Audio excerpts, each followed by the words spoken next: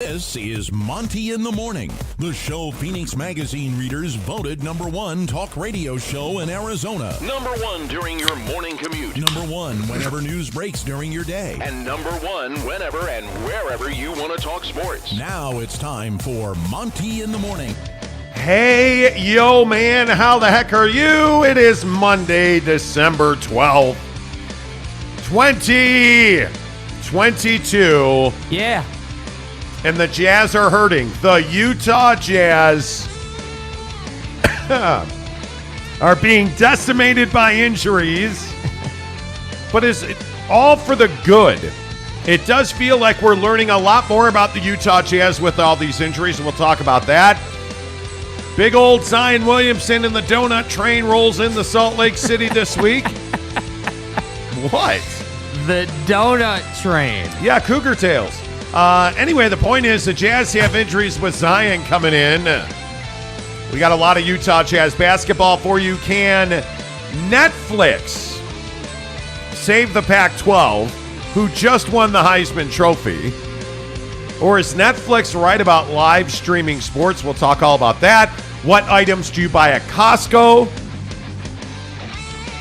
I had potentially one of the best dinners I've had in some time last night from Costco. Okay. And I am not ashamed to say that. As a large and portly figure, I know food. Right. And I definitely want to talk about the best food to buy at Costco because there are a lot of options. The enchilada was a lot of enjoyment. It was really good. It was really, really good. Okay. So we'll talk about all that coming up. The Monty Show, as always, is presented by the Advocates. UtahAdvocates.com is absolutely your only choice when you've been in an accident. I'm telling you right now, do not rely on your insurance company. Did you know your insurance company is all about lawyering and all about saving money and keeping money in their pockets, not putting it in your pockets? The insurance adjuster does not work on your behalf. The advocates do. That's why you get to theadvocates.com.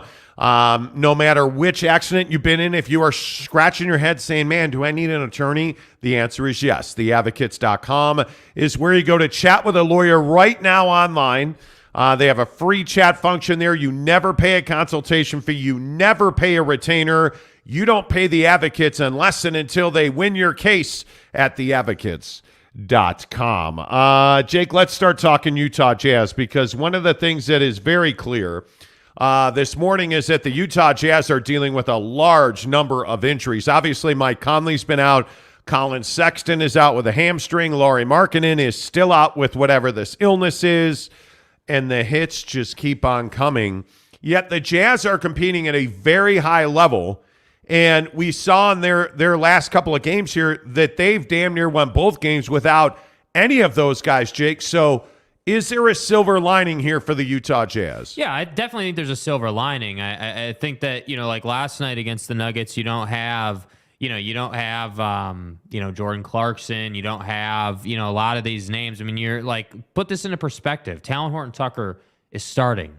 Right? Like we need to understand that a lot of the guys that were coming off of the bench are in the starting lineup right now. And I think that that's that happens to every team. But I think this Utah Jazz team is doing a hell of a job being in these games. Like against the Nuggets, Jokic does what Jokic does and has a triple-double and has a huge night. But you still only lose by 5. And yeah, so I do think there is a silver lining to that. I do think that not having your guys, but being in this game, especially on the road, that's a hell of a performance by this bench squad. And I think that, Will Hardy is doing everything that he can do, in my opinion. But I just think that when you start losing talent like, Lauri Markkenan and Jordan Clarkson and Mike Conley, like these guys are starters in the league for a reason. And so to me, I didn't have a huge problem with this particular loss to the Denver Nuggets. I felt like you worked really hard.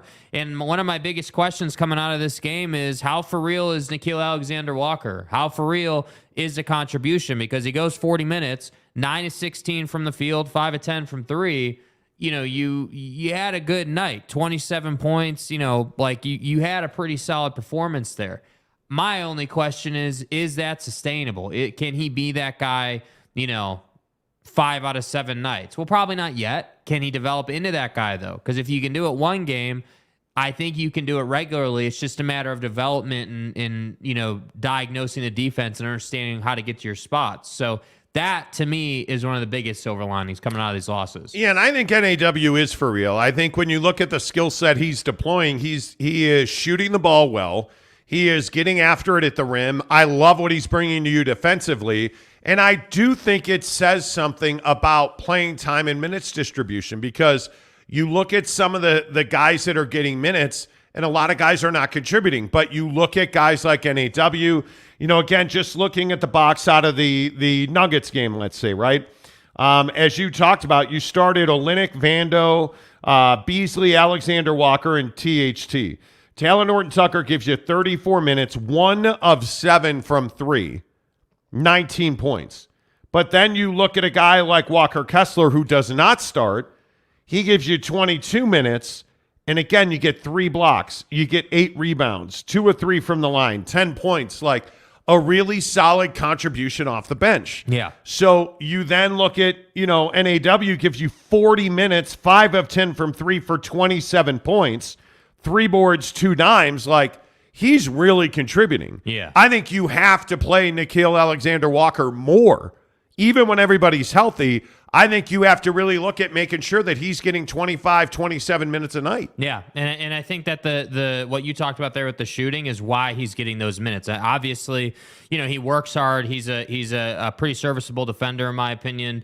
But the shooting has to be there. And I think that's how he's going to go about getting his numbers and getting to his spots, getting his numbers, contributing, by shooting. He's not a guy, like, just as a crazy comparison, like Zion doesn't get his numbers by shooting, right? Zion's a guy that goes in and bullies people. Nikhil's not that guy, right? He's going to get his numbers by staying on the perimeter, maybe driving past you, but he's not a physical guy. So to me, it's like, yeah, I think because Jordan Clarkson is starting on most nights, maybe Nickeil Alexander-Walker can be that next iteration of the Jordan Clarkson-esque figure where he can come off the bench for, like you said, 25 to 27 minutes a night and can give you 20 points off the bench. Because this team needs that. Like, if you could have a guy come off the bench every night and give you 20 reliably, come on, that would be a hell of an improvement. Yeah, I think that'd be huge. And I think one of the things that we're learning is that the guys who are going to win you a championship are not here. But Nickeil Alexander-Walker, if I look up and down this roster and we start talking about, hey, who can be here to win a championship when you win a championship, Nickeil Alexander-Walker is absolutely one of those guys. He's a young guy that you're going to mold, and he's going to make or break the rest of this year and probably the first half of next year when you would expect to be a far more competitive team. Mm-hmm. And if you look at the rest of the guys, and I know, again, I point him out because he's such a fan favorite, I don't think Jordan Clarkson's a guy that's on this roster when the Jazz win their first championship. Facts. I just don't see that. I don't think THT is a guy that you can't replace. But I look at somebody like Walker Kessler. I think he's got a very unique skill set. I think he's a guy that can play with the bigs that play in this league in the style of play where bigs thrive in this current incarnation of the NBA. I think, Walker Kessler's a guy that can be on this roster. But other than that, I don't see a guy who you've got to have or it's going to extend your timeline. Right. Frankly, I think, probably your top 10 guys are not here right now. I think I could make the argument that the day that the Utah Jazz win a championship, and yes, I am still convinced that Ryan Smith and Danny Ainge will bring a championship to this town in the next 5 seasons, I would say. I am convinced that I could make an argument that none of the top 10 guys on that team are here right now. Mm-hmm. And maybe Nickeil Alexander-Walker earns a spot in that rotation. Maybe absolutely he's talented enough.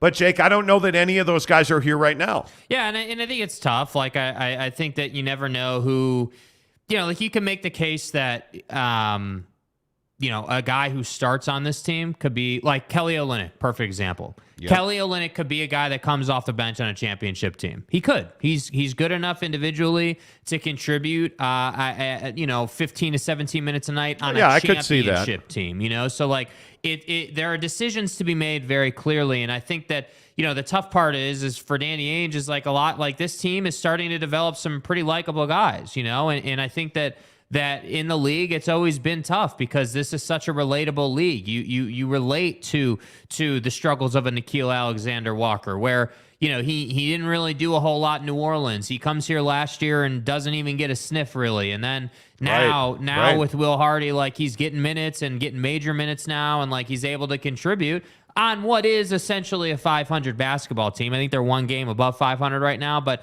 they're essentially a 500 basketball team. But this is the kind of opportunity guys like NAW need, or Walker Kessler's need, or frankly THT needs. Like, these guys need those minutes. So to me, hell, I was even happy to see Agbaji get some NBA minutes. Like that was nice to see. So that's why I say, like, yeah, this roster's gonna get rolled over. There's no question about it.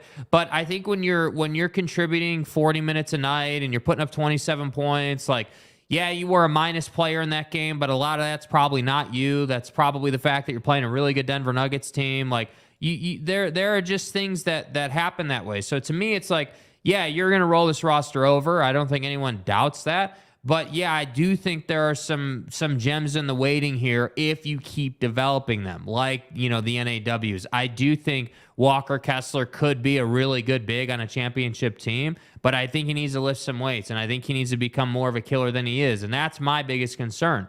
I don't know if the guy is ever a cold-blooded big. That's my thing. Like, he is rather soft personality-wise, so that would be my only concern. So to me, I think they're doing fine. I just think that you have to keep winning at least one or two out of every 5 you play, because right now you're grinding quite a bit through the schedule. And by the way, schedule doesn't get any easier. I don't know if anyone's noticed that. Like, the Pelicans are coming to the Viv for 2 on Tuesday and Thursday. Then you're going out east for teams like Milwaukee and Cleveland. I think you have the Pistons coming up. So it doesn't really get any easier, but hopefully they can get healthy from the Milwaukee game. Well, the next 6 of 9 are on the road. I mean, that's always a very difficult stretch, to undertake. But listen, I think I am not the guy who says, oh, well, this is great, this will improve the Jazz draft slot, because nothing the Jazz do in this draft is going to move them closer to a championship. And I know that's not what Jazz fans want to hear. How could you say that? The draft is all that matters. Well, I mean, the NBA draft is not what's going to win the Jazz a championship. And fans believe that you can draft Victor Wembanyama, and the NBA is really pushing him hard, broadcasting all of his games in the NBA app. And look, I get it. But the hard reality is there are very few teams that are set up like the Golden State Warriors, who have drafted exceptionally well back-to-back years in 3 out of 5 years to build a core. That's just not the way championships are won. And I think it's more likely that you're going to run into a situation like a Milwaukee, let's say, who drafts Giannis and winds up developing him. Now, granted, his rise has been, I don't know that anybody could have predicted he'd ever be as good as he is. Right. But he's not the sole reason that they won a championship. It was a collection of the pieces around him. That's what wins championships. So, yeah, do you have to have that core? Sure you do. And would you like to add a superstar? Sure you would. But you're probably not doing that through the draft. I mean, your percentages of hitting home runs in the draft are just not good. Yeah. And by the way, I think, again, the draft is going to change dramatically over the next 2 or 3 years because of the new collective bargaining agreement. So I think you're going to have to go out and compete in the trade market, and to a lesser extent the free agent market, because I think it's going to be tough for the Jazz to get a number one option in free agency. You're going to have to trade for that. Yeah. So I think that if you're one of those fans that's hanging on to the NBA draft as the avenue for the Jazz to win a championship, you're going to die before they win a championship. And I'm assuming you're going to live to 100. Because if they're going to try and build a contender through the draft, the Jazz will not win. Yeah. Point blank, plain and simple. Yeah. The Jazz will not win building through the draft. And I know that people will be unhappy with that or frustrated with that, but you just do not win through the NBA draft. Yeah, well, you're hating on the Jazz again. You're just a hater. Yeah. Yeah, we get it. By the way, I still put the percentages of getting a Victor Wembanyama, who, again, I'm just telling you, that's not the guy in this draft you want. No. It's not the guy you want. Scoot Henderson's the guy you want. Victor Wembanyama is not the guy you want.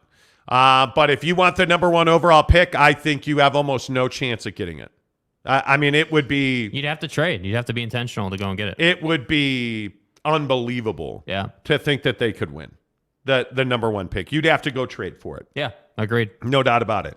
All right, let's get your comments in here. If you're watching the show right now, please do give us a thumbs up. That really helps the channel grow. By the way, we are still giving away our Jazz package. What a weekend it was for subscribers. You guys are doing work, man. Yeah, we did all right. I mean, we did all right. On the subscriber front, don't let Jake fool you. On the subscriber front, so that's how it's gonna be. We are only at 8,401 subscribers. That's 599 to go in the next. I don't know, what is that? 19 days. 19 days to get 500 and. What you want to? I mean, no. Here, let's do the calculations. Let me do some succinct back of the envelope calculations. Thank you, Kliavkov. What do we have? We have 599. Yep. Divided by 19. 19 is 32 subscribers a day. Is that likely to happen? Yeah, probably not. But if we get to 9,000 subs by the end of this year, December 31st. Yeah. We are going to take you +1 to the Utah Jazz game against the Cleveland Cavaliers. Jake and I will accompany you. We will sit and watch the game with you. We will take you to the team store. We will buy you a custom jersey if you like. I would again tell you, don't get a jersey. If I'm you, I'm trying to get the black with yellow trim Utah Jazz sweatshirt because I think that's the most fire piece of merch that I have seen. Even the black with the white note, that's what you're trying to do. But I'm telling you, it's probably not going to happen. I mean, give us a thumbs up. It really helps the channel grow. Do it. You got to go in. We got to try to get to 200 today. I mean, we came up short on Friday. So, 200 likes today is the goal. Yeah, that'd be great. And what those likes do, by the way, is those likes really, push our content out to other people. Yeah. Who are not subscribed that see the channel. Yeah. So yeah, I'm telling you to go ahead and give us a thumbs up and a like. But yeah, if we somehow miraculously get to 9,000 subs by the end of the year, we'll take you +1 to see Donnie and the Cavs when they come back to Salt Lake in January. It's going to be a heck of a time. Black Car's going to be involved.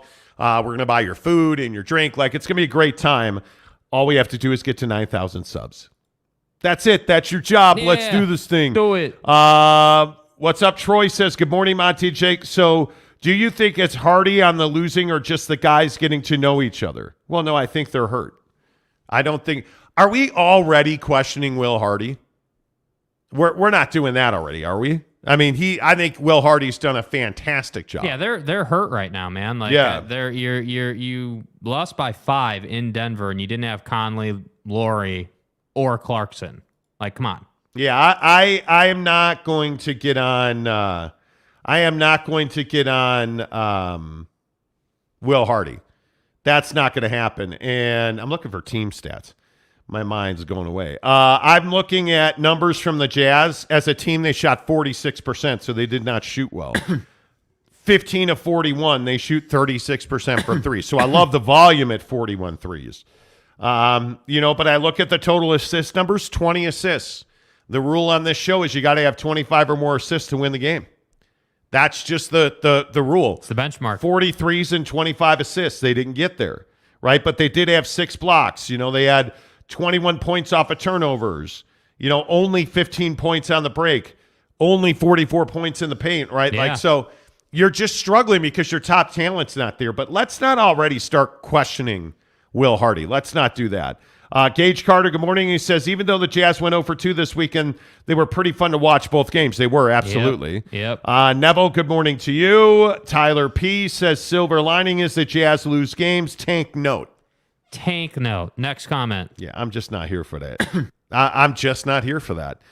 Tyler also says, really wanted to see Agbaji be aggressive in his minutes, but he just goes to the corner and stands there. Well, that's his job that's in his the job. offense, bro. Yep. By the way, Tyler, I don't know if you're in the state of Utah, but if you are, you should come and watch Agbaji play in the G League. because he is a damn good player in the G League. He is fun to watch in the G League, which, by the way, games are at Maverick Center now for the Salt Lake Stars, and it's great. Prismac from Poland, my brother.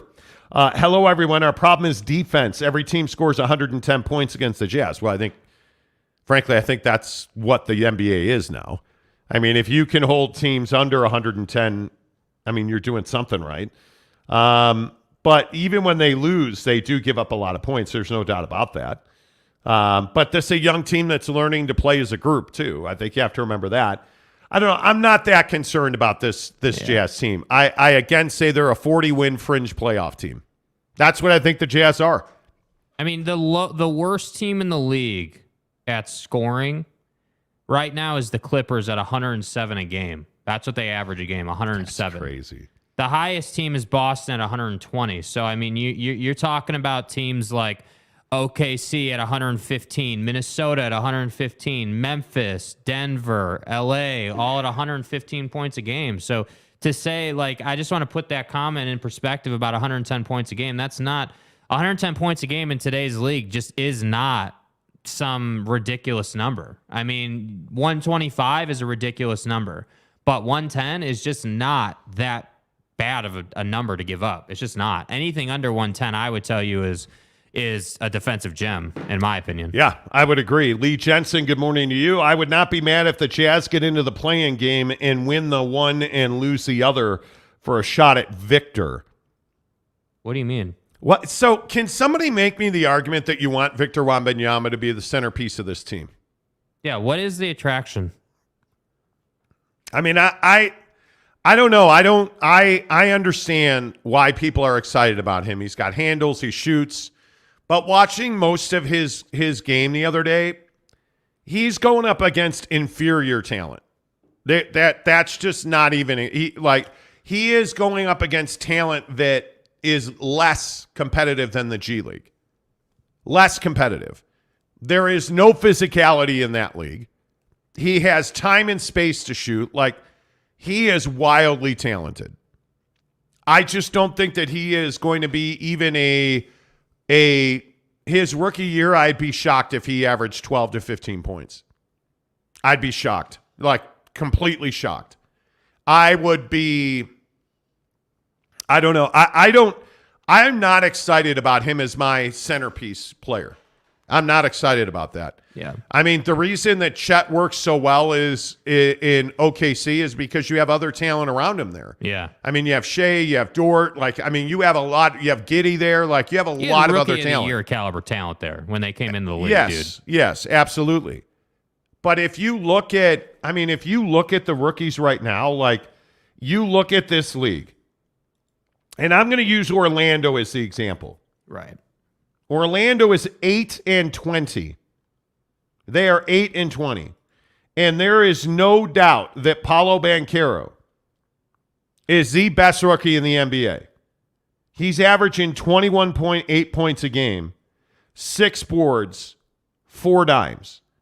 And he's a guy, with all due respect, he's a guy that I think is 3 to 4 times more developed than Victor Wembanyama. He's 6'10", 250. And that's the other thing I was about to say, is that physically he's ready to play in the NBA. He's also shooting on the regular 26% from 3. Right? So he's a guy that isn't even close to the top end of his game. He's not close. But you look at Victor Wembanyama, that's 7'4".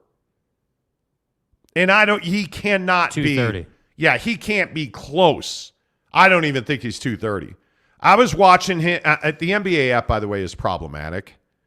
Man, that app is rough. But I was watching Victor Wembanyama on the app, and I'm like, dude, he's got to be way closer to 215, 210. Like, he is rail thin. And his hand, the thing that really worries me is he handles the ball really well, which creates a lot of things for him. If you haven't seen Victor Wembanyama is a guy that's got handles, and he shoots the 3 really well. Yeah. So what happens is guys play him really tight, so he has no problem getting by them. Like, I mean, it's super easy. Nobody's physical with him, nothing. In the NBA, that's not going to happen.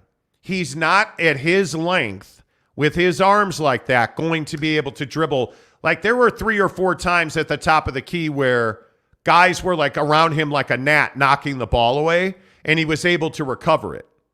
In the NBA, that's not going to happen. I don't believe that he's going to be able to just blow by guys in the NBA. So I think at some point that's all going to come back around to, okay, well, I've evolved now, right? But he's not going to be able to bang. He's going to be the exact opposite of Zion.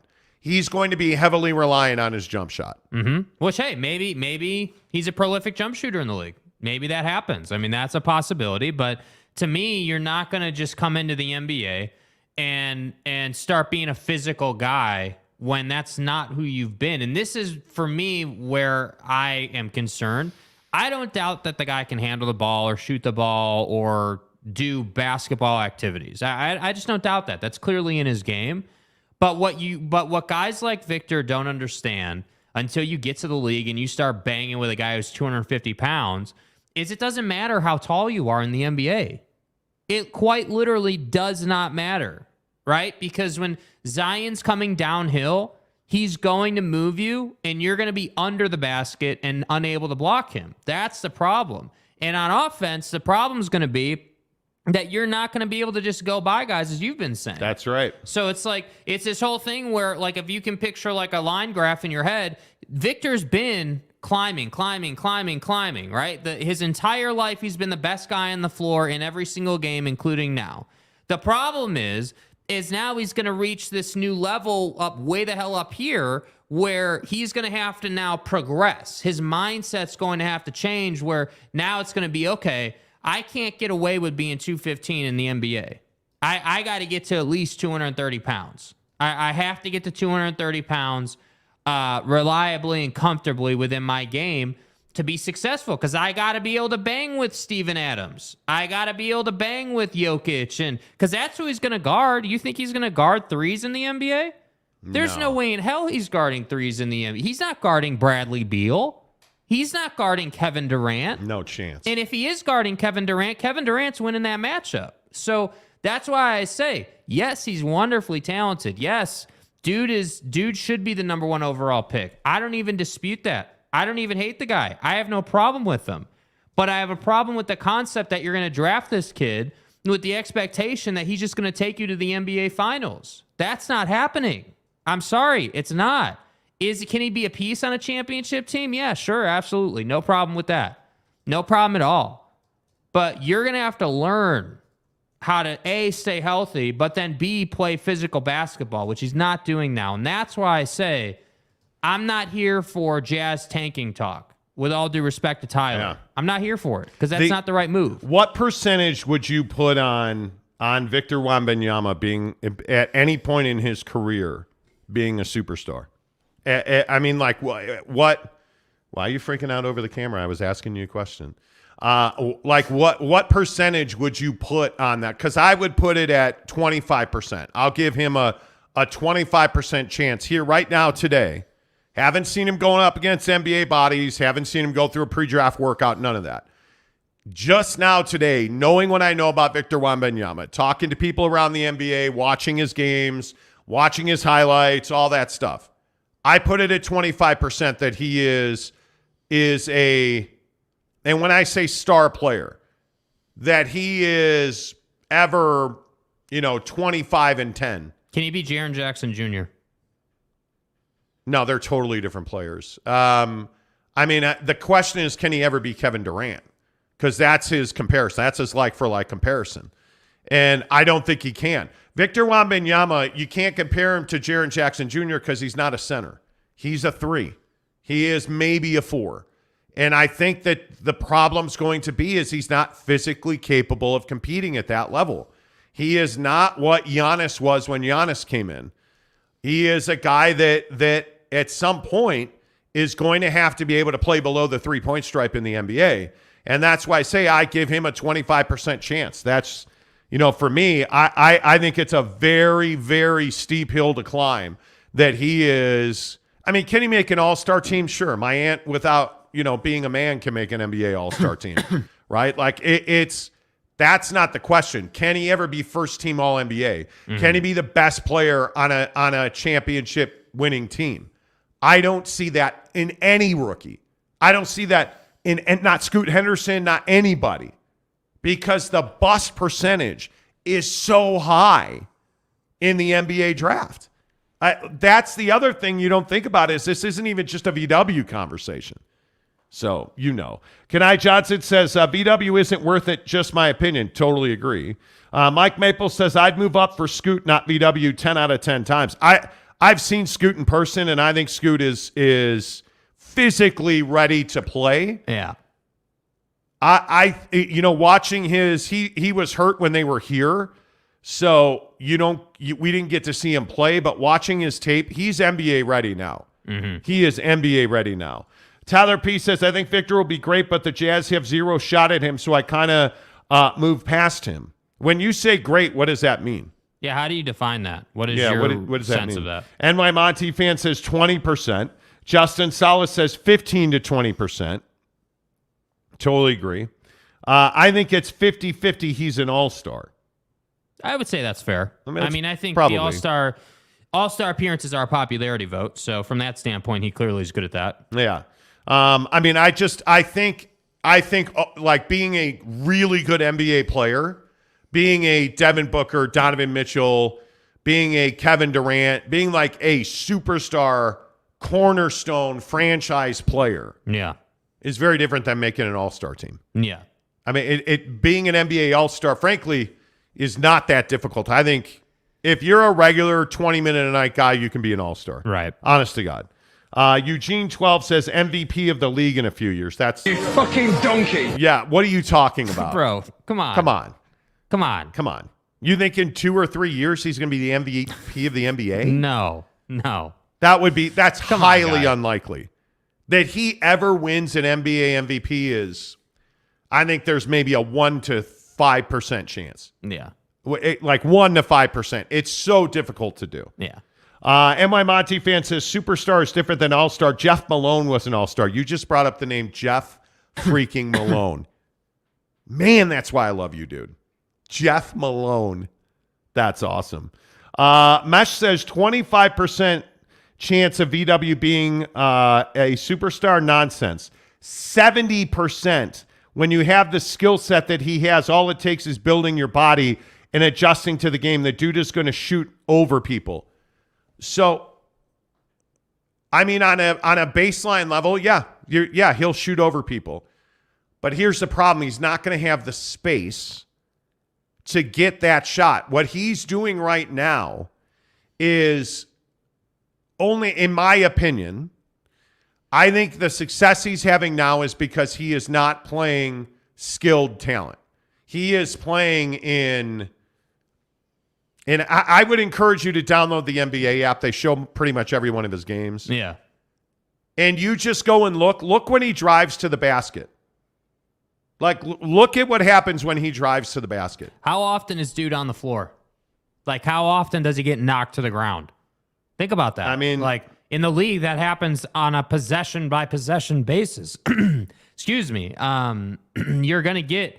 knocked down. You're going to get physical in the NBA. Guys are going to get their money's worth for fouls. And to me, VW is going to need to adjust to that. And I get it. Like, people believe that he's just going to come in and shoot over guys and he's just taller than you, and that's all fine and dandy. But do you like, as great as Kevin Durant is, and as much as I love Kevin Durant, he still gets his shot blocked from time to time. He gets stripped too. Now, that's not on SportsCenter and top 10 plays, but if you watch enough basketball, it happens probably, I don't know, once every couple of games. He'll get stripped, he'll get blocked, he'll get beat defensively. So that's what I'm saying. Like, it's not like Kevin Durant's twice the athlete that VW is, right? He's quicker, can do more, not as tall, but guys are still able to affect him. So you really think that they're not going to get after VW? Like, that's what I have trouble with. I look at guys, the best players in Europe. Like, Tony Kukoc is a perfect example. Tony Kukoc was the guy that they called the Euro Jordan, like Euro Magic. Like, he is awesome. Like, Tony Kukoc, before he came to the Bulls, was amazing. He was I think he was EuroLeague MVP like 4 times. And remember, he didn't come to the NBA like when he was 20 years old. Right. He comes to the NBA after being the MVP multiple times, and for his career averaged 11.6 points.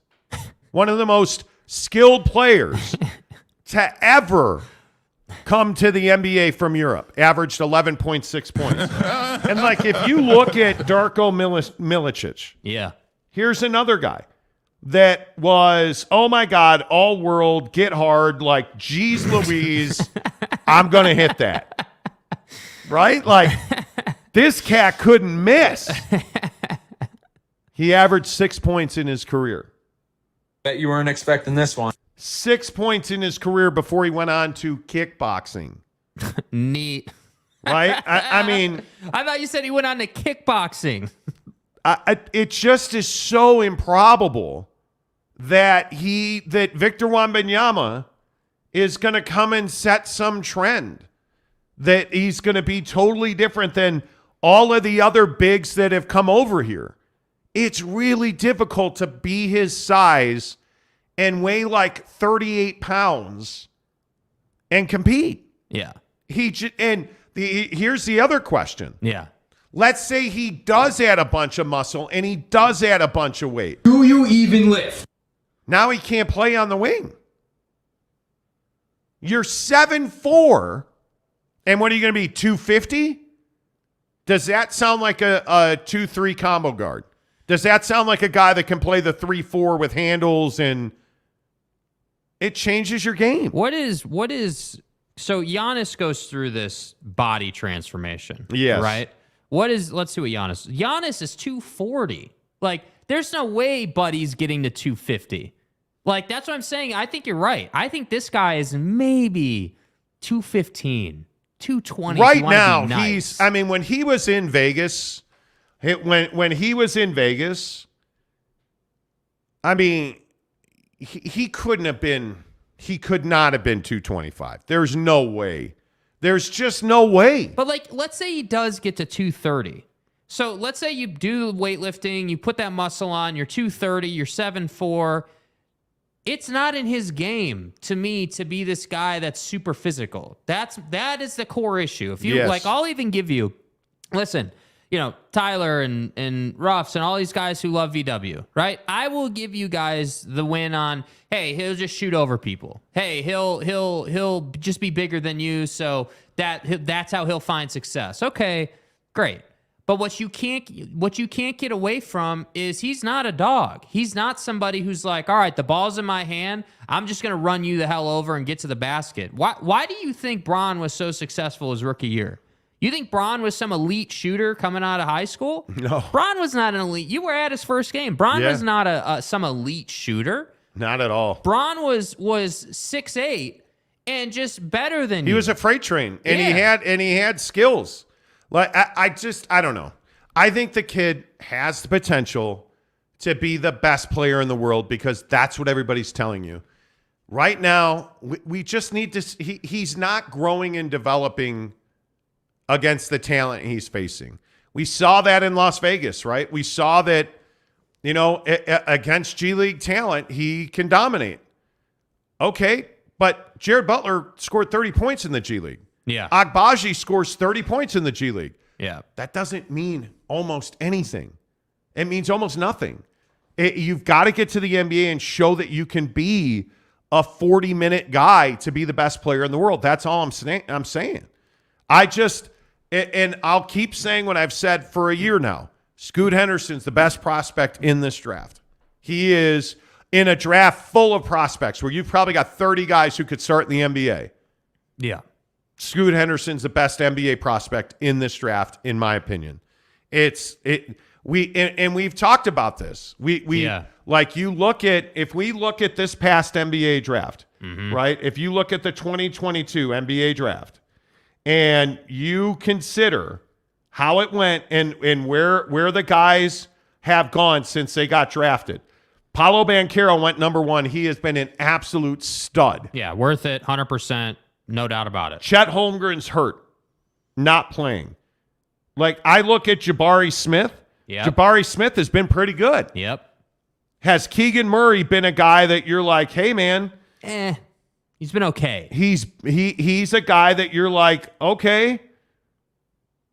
You know, he's okay. I just don't know. Like, if I look at a guy like a Keegan Murray, ask yourself, like, is he going to develop into somebody when he's averaging 12 points and 4 boards? Is he going to develop into somebody where you're like, hey, this kid's going to be amazing? I can see Keegan Murray developing into a 23, 24 point a night guy. Yeah. But I don't think he'll ever be the best player on a championship team. And when you get drafted where he got drafted, that's the expectation, right? Like Jaden Ivey's been pretty good. But I don't know, is Johnny Davis somebody we're like, oh yeah, got to have him? Is Jalen Williams or Dallin Terry or... No. Look at what Walker Kessler is. Look at Walker Kessler, 22nd in the first round. He's a project. What I'm telling you is this coming draft, there's 30 guys that could be starters in the NBA. Which, again, also brings up the point of, hey, like VW is going to go number 1 overall, but inside of 2 seasons, is he the best player from his draft? Yeah, I don't know. It's a great question. I don't know. What do you guys think? Let's talk NBA draft if you'd like with VW. Let's talk Utah Jazz. 3 of 4 they've lost. 6 of their next 9 are on the road. Yeah. And do you want VW on the Jazz? Because I'm here. Maybe I'm just rainy day parade guy, but I'm here to tell you I don't. All of our NBA talk, including your Utah Jazz, is presented by TryDayTrading.com. Get to TryDayTrading.com/Monty right now. Watch their free webinar. And make a decision. That's what I'm asking you to do. So many people have said that when they watch the webinar, it absolutely blows their mind because you just don't understand what's possible until you understand what's possible. And when you watch the free webinar at Try Day Trading, you understand that, yeah, you too can be right now making $1,000 a day. But every day you delay, you're delaying prosperity. And when you look at the frustration you have with your job, how many people listening to this show right now are going to be working Christmas Day? How many people listening to this show right now are going to be upset that they're not going to spend as much time during the holiday with their family? How many people listening to the show right now are not going to take the last week of the year off? And if the answer is, yeah, I'm not taking the last week of the year off, I can't, I've got to work, or I don't have vacation time, or why are you not working for yourself? Do that right now. TryDayTrading.com/Monty. TryDayTrading.com/Monty. Go watch the free webinar and then make a decision. There are people who have gone through the Try Day Trading program that are making hundreds and thousands of dollars a day. Today is the 12th of December. Let's just say that you work the 5 days this week and the 5 days next week and you make $1,000 a day. That's 10 grand. Ask yourself right now, am I going to make $10,000 by the end of December? Probably not. And if your answer is no, you should be watching the free webinar. It's no obligation. There's no cost to it. It's free at TryDayTrading.com/Monty. And I, one of the things Mrs. Monty and I talked about this past weekend was not living life like tomorrow's guaranteed. And one of the things we tend to do, and because we were planning vacations and we were planning, because we're not working the last week of the year. Right. We are from, a week from Friday is our last show. So we have 10 more shows this year. And one of the things that we have been looking at is planning vacations and where are we going to go? And we're going to LA and then we're going to Tahoe. And one of the things we talked about is that you just can't cruise through life thinking tomorrow's guaranteed, because it's not. It's not guaranteed. I'm here to tell you right now that tomorrow is not guaranteed. You can step outside your house and get hit by a truck, dude. Yeah. It is. That's how you have to look at life. What am I going to do today to provide for my family? What am I going to do today to thrive? I'm telling you, stop acting like there's other days that you can go and change your life and make money, because there's not. Today is the day. Oh, wow, I've got a New Year's resolution. Screw New Year's resolutions. You're fat now. You're going to be fat a year from now if you're waiting on a New Year's resolution, right? TryDayTrading.com/Monty. I'm telling you, nothing is guaranteed. Tomorrow is not guaranteed. 15 minutes from, look at Mike Leach. Dude. Did you guys hear the story on Mike Leach, the head coach at Mississippi State? The Pirate, Mike Leach. Yeah. Flown to a hospital in Jackson, Mississippi, and he is, by some accounts, on his deathbed. His situation is critical. Like, they're talking about how he needs massive amounts of prayers because he had a medical incident at his home. Like, you think Mike Leach thought yesterday was the day he was going to die? Probably not. Yeah. Don't live that mentality. TryDayTrading.com. Tanner says, how is Mrs. Monty doing? She's doing well. For those of you who don't know, Mrs. Monty broke her arm snowboarding a week ago. And she's doing great. She is, we have an orthopedic consult today, but she doesn't have a lot of pain, thankfully. On a She's treadmill sleeping over well. the weekend? Yeah, she's working out again. Like, she's doing great. She is doing great. Dallin says, do you guys day trade? Kind of hard when you guys work during a market open. Well, but see, it's actually not. You understand that day trading doesn't have to be your full-time job. Right. Day trade. There's a ton of people we tell the story all the time. Yeah. I'm a huge stock market guy. And whether it was, a lot of people go back to Joe's to the moon, bruh.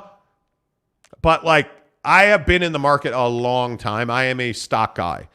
And there are systems set up and you learn the process. One of the things you learn at Try Day Trading is you learn the process of how to manage day trading during your full-time job and how to grow your business so that you can, if you want to, only do day trading for a living or do it as a side hustle, whatever it is you like. Yeah. But yeah, absolutely, I'm in the market. I'm telling you, one of the big wins for me to this day still remains GE. The pandemic crushed GE. I got in at a great time on GE. And I thought I was going to be like a week in on GE. No, dude, I'm hanging on to it. Absolutely hanging on to it. So, yeah, absolutely, I'm in the market. Tanner says, so true, nothing is guaranteed. Absolutely. Best time to plant a tree was 20 years ago. Second best time is today. Plant it and do some day trading. Well, but I'm being serious. Yeah. That's a great analogy. A lot of people talk about, well, it just takes so long. But if you never start, you never finish. Yeah. If you never start the race, you never finish. And I'm a big believer in, you got to act quickly. It's just. Yeah. I mean, you have to be proactive. There's no doubt. Jeff Johnson says, wow, this day trading commercial escalated quickly. But I'm really passionate about life. Like, I'm all about it. Like, I'm into it. Jake and I were snowboarding Saturday before he went and hung out with his girlfriend and dumped me for the weekend. Dilly. No, I'm not going there. Anyway, the point is, Dilly. I was sitting on top of the mountain at one point, just saying to myself, "Hey, man, we got to realize how good we have it." Yeah. And I'm really in that mindset right now of realizing how good our lives are, man. Like, you got to take a minute and just realize how good your life is. Realize how good your life is. Now, my Monty fan says, thumbs up to Mrs. Monty in the show. Thanks. Appreciate that. Good to see everybody this morning. Football 50 in 2 minutes. Dallin says, Jazz need to pack it up, trade some pieces, and tank for a high draft pick. They have good pieces, but not good enough to get it done. But, guys, they have so many draft picks, they're going to get whatever pick they want. Yeah. Because if they want the number one pick, they can go and package a bunch of picks and get it. It's true. I mean, they have flexibility. That's why you don't need to tank. And I just don't think the experience of tanking is I don't take Ryan Smith and Danny Ainge for those kind of guys who are like, we're just going to lose a bunch of games and it is what it is. Like, that's just not who they are. Yeah. Alex Chacon says, man, I've been living in tankathon pretty much all season. Mock draft season started at the beginning of the season this year. Didn't it really? I mean, that's crazy. Mesh says, I believe Scoot would be a perfect fit for this Jazz team. I agree with that 100%. Agreed. I think Scoot would be the guy you've been looking for to replace Conley for, 2-3 years now. Jake, New York Jazz fan, New York Monty fan has advice for you. He says, Jake, the worst time to get back together with your girlfriend is before Christmas. Second worst time is before Valentine's Day. It's all about spring, summer, fall courtships. Any thoughts? No thoughts. No thoughts at all? No, I'm good. Okay. I'm good. Maybe your next thought should be football 50-10 of the hour, every hour on the Monty Show is presented by our good friends at Papa Murphy's Pizza. Crushed a Papa Murphy's over the weekend. Dude, I'm telling you, barbecue sauce is a life hack. I don't know how else to describe it. Just is. Got out of the hot tub on Saturday, went snowboarding, got in the hot tub. I tell you what, slid into the hot tub into 102-degree water that was just like a warm blanket around your rectum. It's amazing. Sorry, a warm blanket around your rectum? Yeah. Anyway, the point is, order that Papa Murphy's with barbecue sauce on a traditional crust. Oh, my God. Put a little chicken on it. Ooh. Chicken? So good.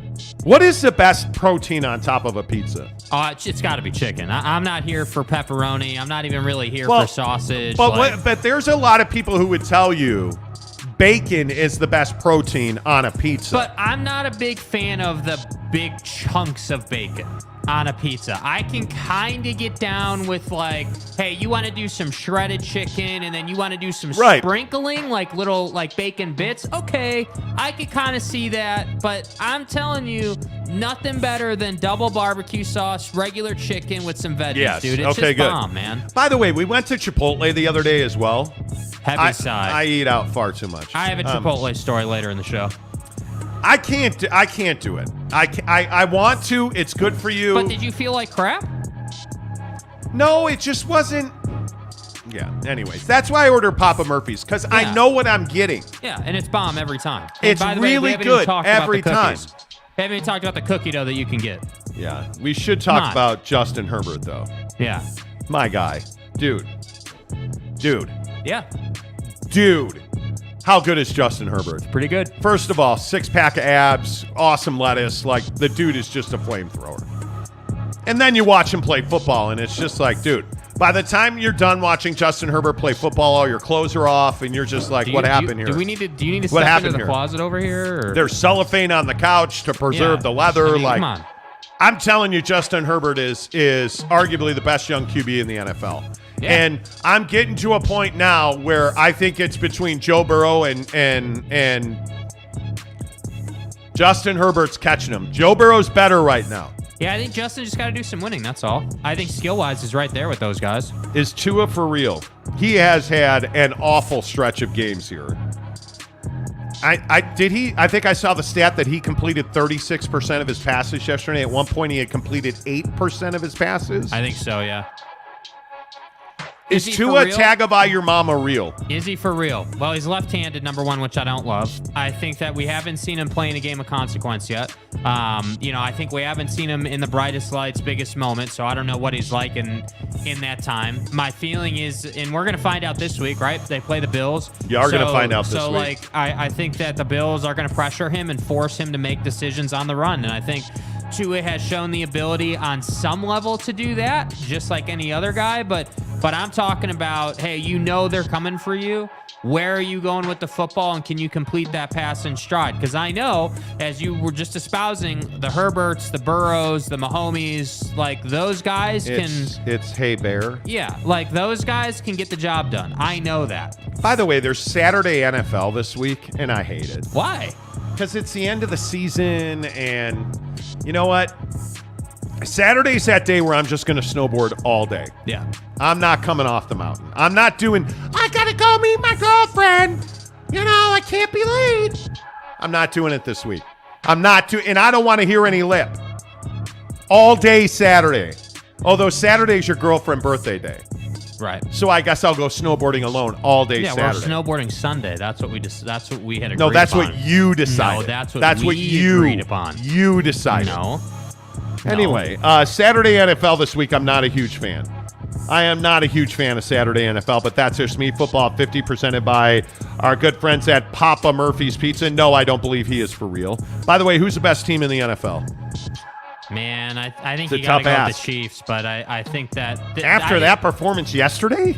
yeah, I think they're still the best team. Yeah, for sure. I have no doubt. I think that, you obviously, I'm sure Tanner's rolling over in his bed saying, how is it not the Eagles at 12-1? And it may damn well be, but again, Did you see the Chiefs had to hang on and really and they but- played down to Denver, let's be honest. I mean, but you still won the game.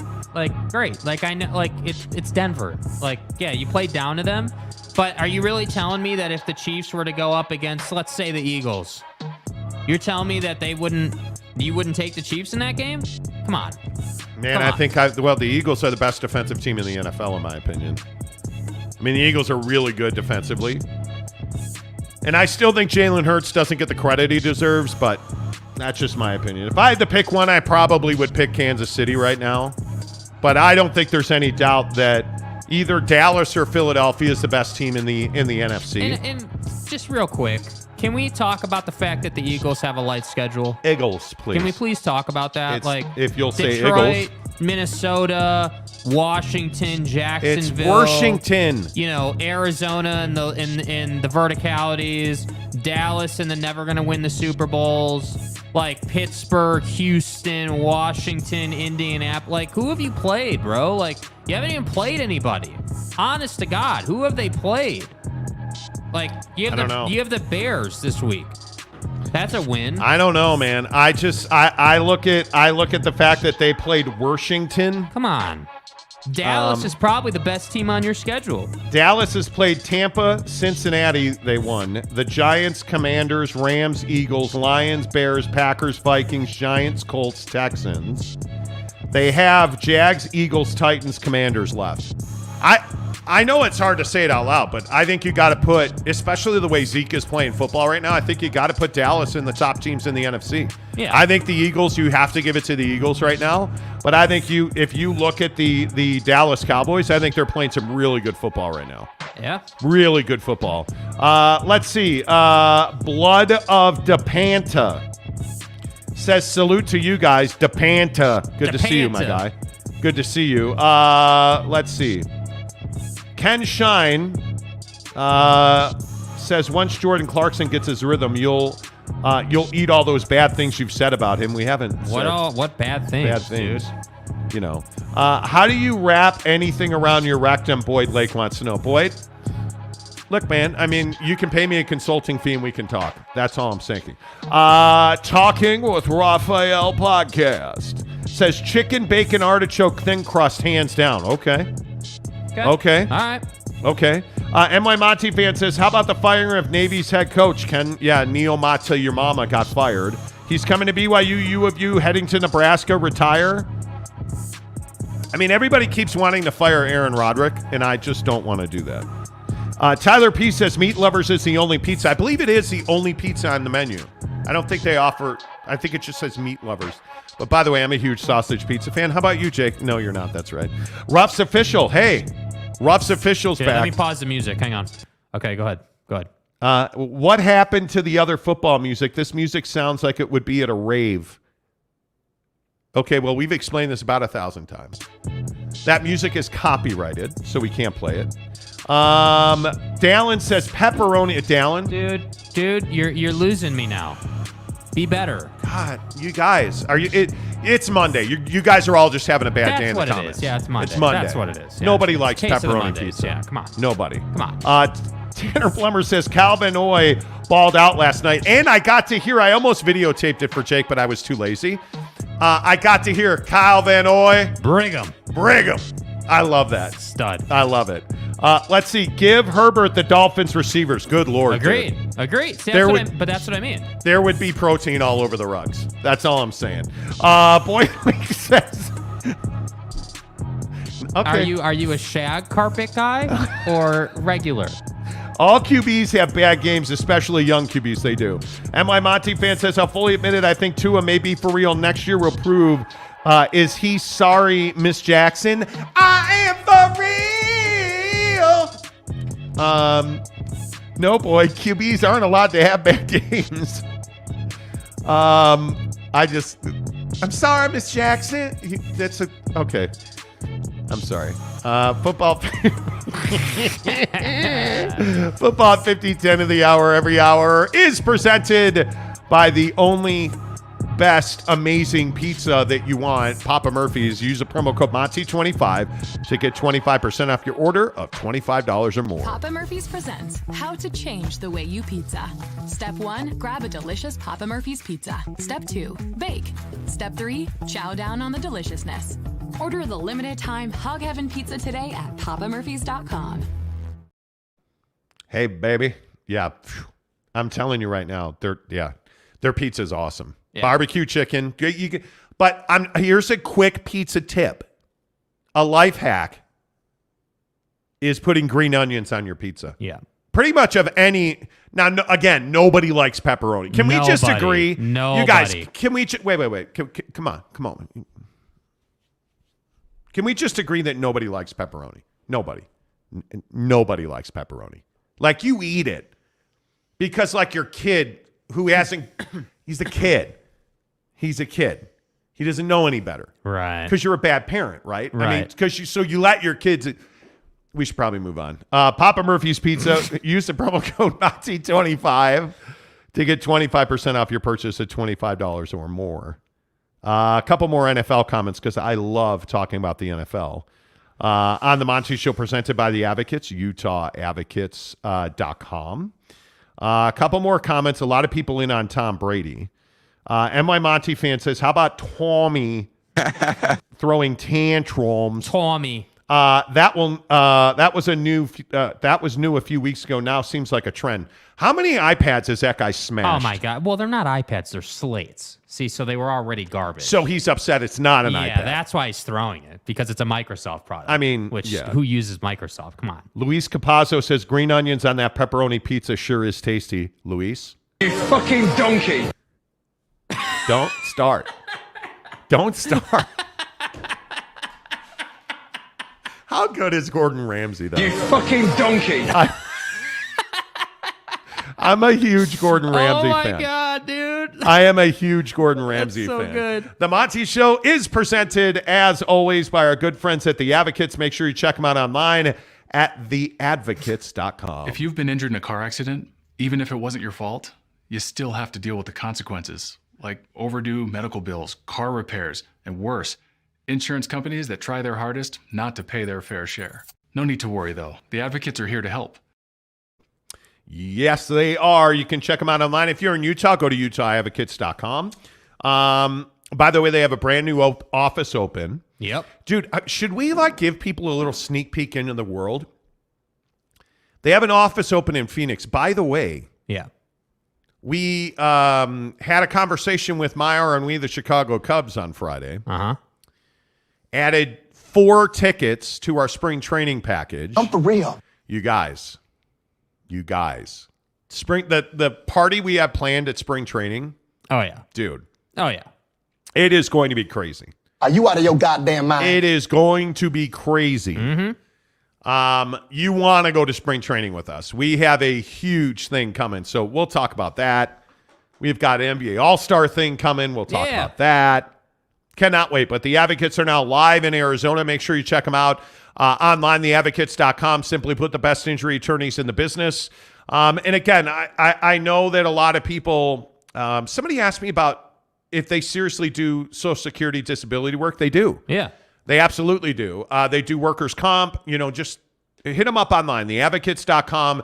There's a cool chat feature on their website at theadvocates.com where you can chat with an attorney for free. Hey, so let's say you've been thinking about it. Well, do I need an attorney? I got hit by that snowplow last week.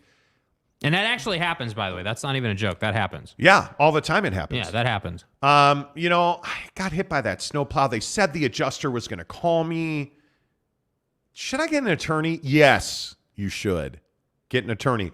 Because the other guy's got an attorney. Your insurance company has a ton of attorneys. Yeah. And all people do is the adjuster said he was going to take care of it for me. No, he's not. The adjuster's job is to save your insurance company money, which means they don't pay you what you deserve. The Advocates are going to fight for you. That's why they're called the Advocates. Quite literally, they're going to advocate on your behalf at theadvocates.com. No consultation fees. No big upfront retainers. Nope. You don't pay the advocates until they win your case at theadvocates.com. Boyd Lake says Tommy hates to lose. Oh, Arlington Bear says stop. The best pizza has a slab of sausage. See, I'm saying. Schlab. Dude, and one of the things that I do love sausage pizza. I just hate that you hate sausage. There's a lot I don't like about you. I'm just figuring this out. Yeah. You don't like women. Keep it real. You don't like men. You don't like human beings. You don't like sausage on your pizza. That's right, T. You break up with chicks over text. You fucking donkey. Like, what is How is it? Oh my God, dude. And I love it. As Jake's girlfriend will tell you, Jake and I spend every living moment together. How is it that we spend every living moment together and we are so diametrically opposed on food? Because you're dumb. I mean, well, there you go. And I knew you would have an answer. That great analysis. Guys, when you need an answer for anything in life, Jake's your guy. Well, why is the earth flat? Kyrie says it's flat because you're dumb. Ah, thank you. That solved all my problems. Infowars.com. Come on, man. Luis says had to with your stupid pepperoni comment. NY Monty fan says pepperoni is only good on a cracker with some cheese. Okay, charcuterie. that's a unique take. Is that charcuterie? My wife says to me, why don't you like charcuterie? Because I'm a man. Fat. That's why. Josh Leverin says a deep dish cracker with melted cheese on it. Dude. Hot out of the oven. Nothing wrong with that. Come on, the donkey drop is funny. It is. The donkey drop is funny. Do you guys know that's Gordon Ramsay? You fucking donkey. I love that drop. I love it. Over under 5.5 MLB players starting on the injured list because of the World Baseball Classic. Over. Probably. Yeah, it's over. Over, for sure. Jordan says going to BBQ Pit Stop in St. George today. Let's go, Jordan Brown. What are you getting? What are you doing? Are you in on the smoker life? You getting seasonings? Yeah, are you getting some tongs? Some tongs? With Tommy? What are you getting? You getting some wing dust, maybe? Maybe you're getting an apron to keep yourself clean. Yeah, you guys, honestly, if you're gift giving this year, bbqpitstop.com. I almost bought one for Jake, but I have spent so much money on your Christmas. All gas, no break. Have you even bought me a gift? You told me not to. Okay, so he hasn't. You come up with all these excuses every year. Every year. He goes, hey, if you haven't bought a gift yet, don't buy me anything. And now we roll out on the show. Well, you say that every year. Well, you told me not to do it. What am I supposed to do here? Buy me a gift. Anyway, the point is, I have spent so much money on your Christmas. And the problem is Jake's birthday is Sunday, this coming Sunday. So like one weekend it's his birthday and the next weekend it's Christmas, right? So I didn't plan my fertilization properly, but it is what it is. The point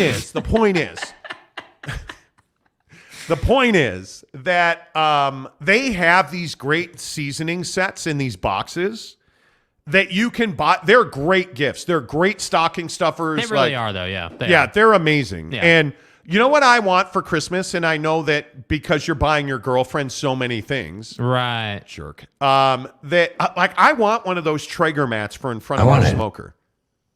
I do. I want a Traeger mat. Pied Piper says charcuterie is absolutely for big manly men. Meat, cheese, and bread.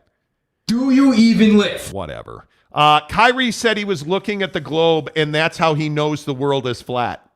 The globe is... Infowars.com. You got to love those balls. Good morning. Yes. Speaking of balls, Riley O'Brien, good morning to you. You just happen to be in the next comment. Uh-oh. That's how it goes. By the way, the best RV hookup in Utah, Riley O'Brien. New York Monty fans comment. Let's see. Forget we have the All-Star game in SLC. Are we going to have representation from our Jazz? Probably not unless there are a lot of injuries. Well, you're going to have representation from the casuals. That's true because we are sending you to the NBA All-Star game. Yeah. So. More to come. You know. I think Lauri Markkenan will be an All-Star. Yeah. I do. Whatever this... I don't know what this illness is. I think he probably got food poisoning from a pizza delivered to Michael Jordan's hotel room. I don't know what his sickness is, but he's having a great year. He is having a great year. Jeremy Bolton, what's up with you? Good morning, Casuals. Hoping to wake up to 2 inches of snow. Yeah, Nothing yet. Can How about we this? talk about how about disappointing this is? Again. I like me some Allison Krogan. Oh, I yeah. think I've known She Allison was at for Canyons years. over the weekend. Was she really? Oh yes, she put an Instagram story up on the old cabriolet. On the old Gandola? Yeah. Listen, I like me some weather people. Who doesn't? Yeah, Allison Krogan's hot as hell. Yeah. But the problem is they're never right about the weather. Congratulations, but that's bullshit. Storm of a lifetime coming in. Get off the roads. Don't drive. You'll die. You like how ADOT or UDOT's putting sign, the digital signs that are over the freeway. Hey, there's going to be snowy road conditions on Monday. Plan ahead. Snowy road conditions today? No. Pavement conditions. Yeah, I am so annoyed. Now, the mountains got like 10 inches. Did they really? Yeah, 10, 12 inches. Yeah. Yeah, they got snow. That's funny. I got 10, 12 inches too. I want it. Like they say it's snowing right now. There's a winter weather advisory out. They say it's snowing right now. I can confirm it's not snowing outside here at the Mav. Look, I'm just tossing it out there, right? Right. Like, Which is different than. Never mind. Continue. Go ahead. Yeah. Sorry. Row up. Sorry. I can tell you it's not snowing right now. And I don't care what Alexis says. It's not snowing right now. It just is what it is. Justin, Monty, I'll buy you a Christmas present. You just have to adopt me as your son. You fucking donkey. What do you think you're doing right now? Well, somebody needs to buy me a gift. Okay. Because Mrs. Monty right now is like, oh, my arm hurts. Oh, my arm hurts. My arm hurts. Can't go shopping. My Sorry, arm fat hurts. ass. Not getting you a gift. Here's a candy bar, you donkey. Fat. Jordan Brown says, no snow in St. Jeezy. Sucks to be you. St. Jeezy. Ooh, is that what we're calling St. George? Is St. Jeezy? I've never heard that one before. My poor mother, shovel her out. NY Monty fan says. Mike Maple says, not only was there little snow, the freeway is still a parking lot. Dude, you're not wrong. That was well done, sir. Oh, Maples, that's so true. So well done. Tyler P says, I'll be driving into Utah Friday. How's the snow looking for the weekend? I live in Vegas, so I always love to see snow when I come down. I mean, the snow is incredible. Like, we're way over. I mean, I think we're 200% of snowpack for this time of year. Yeah, Jeremy Bolton says, you guys buying bullets a Christmas present this year? Well, it's funny. Wow. See, it's funny you ask. my guy. It's funny you ask because we're going to L.A. for Christmas. Right. Yep. I think no. The answer's no. No. What if we be a man? The answer's no. A block? What if we bought him just a piece? I got a piece. We're doing a $50 gift exchange where you play the stupid game. No, I'm going to have to steal that one from you, dickhead. Like, I'll take that. That's what we're doing for Christmas. We should do a YouTube short on that. But we're doing a gift exchange. Like, it's a $50 gift exchange. So, Mrs. Monty and I, again, debating about this. Do you do like the stupid, idiotic gift and screw somebody, or do you actually buy a really good $50 gift? Well, last year you bought me a 80-pack of prophylactics. I did. Actually, I put condoms in your stocking last year. True story. Are you going to do that to someone else this year? Or? No. Why would I do that? I wouldn't do that. I'm actually thinking about, because I have Cub tickets, I'm actually thinking about giving away a spring training trip for somebody in our family. I think that could be interesting. That's a good gift. Yeah. It's way over $50, though. It is way over $50. Yeah. So is it uncouth to do like $1,000 gift in the $50 gift exchange? Is that not proper? I don't care about the dollar figure. I want to do a kick-ass gift. Yeah. I want to do a kick-ass gift. Yeah. Neville 93 says, I'm in Centerville right now and it's kind of snowing. Well, I have hope. Down here in West Valley, we're live at the Maverick Center. It is not snowing. Justin. I'll be back in Utah on Sunday. Dude, let's go. I took Monday off to get some skiing in. You stud. You're back. Got to come by the studio. Yeah, bro. Big Dog says, we got 3 in my parking lot. 3 what? 3 of them, prospects. And my Monty fan says, that's like wrapping up wrapping paper, Monty. Jake had fun unwrapping that present twice. Hey!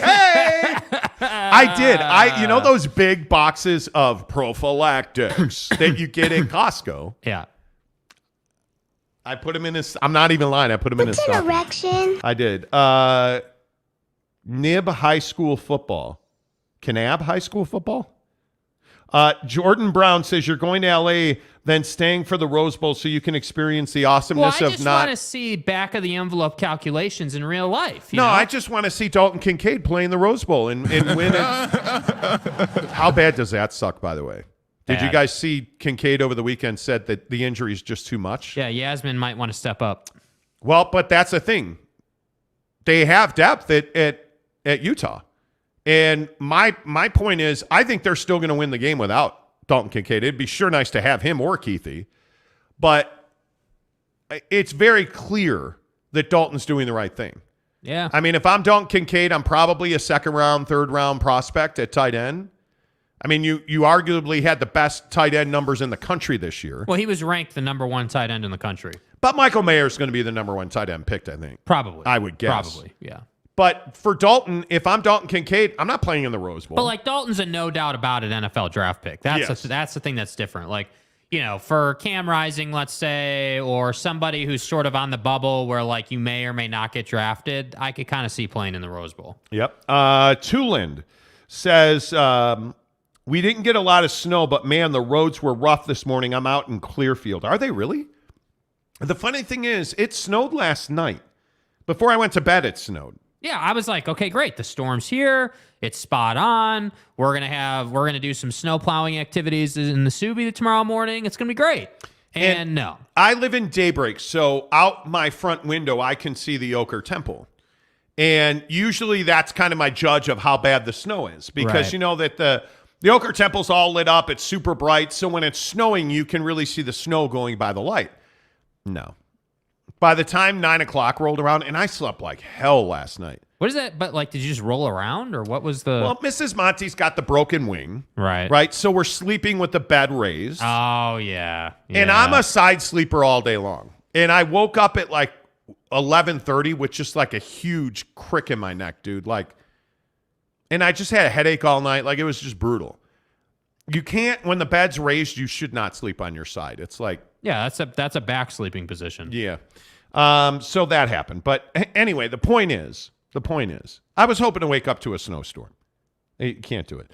Tyler P says, I'll be going toward Cache Valley. Oh, you'll get less snow out of this storm north. I'm pretty sure it's a valley and mountains thing. Big Dog O-Town said 3 inches of white powder. I believe that's illegal, sir. I would be... it's not great for your health either. Yasmin and Logan Kendall will have to step up. Yes, they will. Agreed. Yes, they will. Valley of Salt says, why you guys so heat JC much? You're going to have to re-comment. I don't know what that means. Nobody hates Jordan Clarkson on this show. Yeah. We're huge fans. I've got new tires and slid around all morning. Also drove past 6 racks. Wow, really? No kidding. We drive Bangor every morning. Yeah. And this morning, and again, you guys understand, it's South Jordan. We never get rain or snow ever. This morning, the roads were almost dry. Like, we had an easy ride to work. We did Cruising. 60 the whole way, yeah. But then I'm going to have an Audi. It's Quattro. Like, it is what it is. Monty, you need to get a pillow sponsor. Need some recommendations. Well... Mike Lindell. You want mypillow.screwoff. The best pillows, I'm not even joking. The best pillows are at Costco. I use one of those like bean-shaped pillows, like a memory foam pillow. And when Mrs. Monty doesn't have a broken arm, dude, I sleep like a baby. Yeah. Like it is. Oof, I love it. Jordan says Yasmin will step up. Cam will stay one more year. You think you guys... Am I the only one sitting here waiting for a quarterback in this state to announce he's going to the NFL? I don't think Jaron Hall's going. I don't. I was talking to somebody Saturday about this, and, I know that Jaron makes a ton of NIL money. I think he makes north of 6 figures. But the injuries have been a problem now the last month. Yeah. And I don't think that he's going to, and this is a guess, I'm speculating, he ain't playing in the bowl game. I don't think he's playing in the bowl. There's just no way. I mean, that is next Saturday. The bowl game is Saturday. I don't think he's playing in the bowl game. Yeah. I don't see any way that happens. And if you're that, He cannot go to the NFL draft in a deep quarterback draft and have questions about his durability. Yeah. I just don't think you can do that. I don't, Tyler Peace says, love JC. Tulin says, I tried one of those cube pillows and was disappointed. Yeah, I can't do the cube pillow. No. Can't do it. Josh Lovern says, I know what's wrong with it. Ain't got no gas. Car accidents. Okay. Tyler P says, South Jordan, my old stomping grounds. What's up, Tyler? Good to have a fellow Jordanian. Right. Tyler P says, Cam's staying. Yeah, I'm thinking no bowl game now. Yeah, I just don't think BYU cares that much about that bowl game, it's honestly. Mexico Bowl. I mean, Cam Rising's got to play in the Rose Bowl. I mean, that's how you write your legacy. I think he goes to the NFL. Why wouldn't you go to the NFL? Cam? Yeah. Yeah. I mean, it doesn't get much. If they win the Rose Bowl, he has to go to the NFL. Now you're risking money. And granted, again, I believe he made over $175,000 in NIL money, Cam did. And that's good money if you come back and you're a college kid making that kind of bread. Like, that's good money. But if you're Cam Rising, the NFL contract has to, Yeah, you have 100%. Cam Harrison, good morning, buddy. Says ASU reached out to Conover the moment he entered the transfer portal. Somebody told me the other day that Conover deal was sealed when they did not allow him to throw the ball that last week of the year. Yeah. Like and candidly, I've reached out to Jacob and he doesn't want to talk. He is not interested. I think one of the things about BYU, and we need to be careful with this, but one of the things you're seeing, and hopefully we get the Fano brothers this week. I've been texting with Logan Fano, and I think he wants to come on. We need to understand how bad the culture was at BYU this year. Because when you lose Jacob Conover, you're going to have to get it. Like, Cade Fennigan's a great quarterback. I think he's going to play in the bowl game. Yeah. You're going to have to build depth at quarterback. This football team needs depth across the board because you just don't have it. Like at Utah, when we're talking about losing Dalton Kincaid, you've got 2-3 other guys that are capable, right? You lose Brant Keithy. Did you really miss a beat at the tight end? Well, you probably did. You don't know you did because Dalton Kincaid's a stud. At BYU, you don't have that kind of depth. And when you're losing names like Barrington and Conover, and did anybody see that Peely transferred? He's in the transfer portal. Like, there was something wrong there. There was something wrong there. And I think we knew there were issues. We knew that. I just don't know that we have a full grasp on how deep the issues at BYU were this year. It was far worse than we had any idea. Far worse than we had any idea. Yeah. So, to me, it's not something, in all the years we've been doing this show, talking BYU football, I don't believe that we've ever seen problems of this depth, of this variety.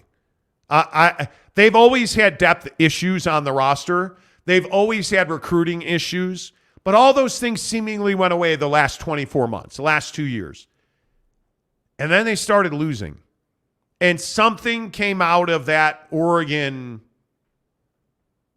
beatdown, like where you got physically dominated. Hey, you're just never in the game. Yeah. That to me was a problem. Cruz, good morning. Monty, glad to see you're still working on air. You used to work at KGO in San Francisco, but they recently fired everyone and changed the format to sports. Happy holidays to you and keep trucking. Well, thanks, Cruz. Appreciate that. Yeah. Yes. KGO flipped to an all betting format. I still actually have a lot of people that I know that worked at KGO. Yeah. So, good to see you, Cruz. I appreciate you being here. Jordan Brown says Cam is playing in the Rose Bowl. Him and Brant might stay. I wonder, the announcements of going to the NFL are very slow. Yeah. I don't know what the incentive is to wait. Yeah. Josh Lovren says perfect team for Cam in the NFL is who? The 49ers? Well, Purdy looks flipping amazing. The Rams? He needs to go Cam Rising's an NFL backup. He's not a starting quarterback. So, by the way, Josh, Gino came back to earth yesterday. No, GS7. How are the Seahawks on the outside looking in? It's embarrassing, dude. Yeah, they couldn't stop the run yesterday to save their lives. We'll see. Tulin says, I don't see Cam as an NFL quarterback. I just don't see the physical talent. Oh, I see the physical talent. I just don't know that. I don't know that his top end is NFL number one. I think he is a backup quarterback in the NFL. He's more talented than a guy like who's a career backup, Chase Daniels, let's say. Like he's clearly good enough. Better or worse than Mike White? I don't know. Did you guys see that hit that Mike White took yesterday? Several. Good God. No, the one where he got bent in half. Yeah, oh but I mean, the guy took probably 4 or 5 vicious hits. Yeah, I don't know about all that. I think he's probably on par with Mike White. Yeah. I just don't know he's an every down quarterback. I don't. Jeremy said, I think this past year set BYU back a few years recruiting-wise. I bet Snowden is committing to Utah. Well, and that's a problem. When you lose the way they lost and then things just break down and fall apart. I mean, you have Holker leaving just in the middle of the year. Yeah. Like, what a coward move that was. You have a guy in Conover who has waited his turn patiently and just was never given it. And I actually understand Peely transferring because I think next year is going to be a pain train. Yeah. I think if you can get to 6 games and be bowl eligible, you'd be thrilled with that. Yep. You'd be thrilled with that. Yep. Going into the Big 12 is going to be a problem. If I'm Peely and I have NFL aspirations, I'm transferring. Yeah. I don't have a problem with that. New DC, like new coaching staff coming in, like I have no problem with that. I have no problem with Peely transferring. It sucks because he's a stud, but I understand it. I totally get it. Where's Max Tooley these days? I don't know. I have no idea. We got to try and catch up with him. Josh Levern says, not sure culture can be fixed before next fall. Oh, I think it can be fixed. Yeah, absolutely. I think they're righting the ship now. You know how you fix culture? You do what Lincoln Riley did. You bring in a whole pack of new people. Coaches, players, the whole 9. The problem is, here's the truth about BYU. If we're just truth-telling about BYU. Does BYU administration want a culture change? My guess is they don't care. Yeah. My guess is the word that was used to me the other day from a BYU guy was apathy, which is an awful, ugly, nasty word. Oh, we won? Cool. Oh, we lost? Yeah. We'll play again next week. I just don't think they care. And so administration, I think the administration side, specifically the partnership, sales, and revenue machine on the administration side, just wants to be, hey, look at me guy. Like it's this fathom of control, right? Mm-hmm. Like you just keep chasing control. You are fake. And it's just not real. There's no such thing as control. And as soon as you understand that control is not real, the world becomes a much easier place to exist. Because you don't have control over very much. You've got control over you. You've got control over, do you choose to brush your teeth or not? You don't have control over what other people are going to do. Yeah. You have control over your reaction to their action. That's it. That's the bottom line. And that's every day in life. You have control over your reaction to others' actions, period. And you got to control that. Tyler P. says, NFL needs to revamp their playoff ranking system. Oh, I love it. Why do you want to, what do you want to take out the division winners? Yeah, you need to be more specific. Yeah. Tulin says, Cam is a fierce competitor, but I think that's about it. I think he's got enough talent to play there. NY Monty fan says, Russell Wilson needs to get an ESPY award for Let It Ride hype video. My God. Or Let's Ride hype video. Dude. You got to fire the head coach in Denver. You have to. You want to talk about needing a culture change. That place needs it. Come on now. NY Monty fan says, Monty, you posted that viewership for all the college teams this year to date. That was eye-opening. BYU's numbers seemed low. Well, because they are low.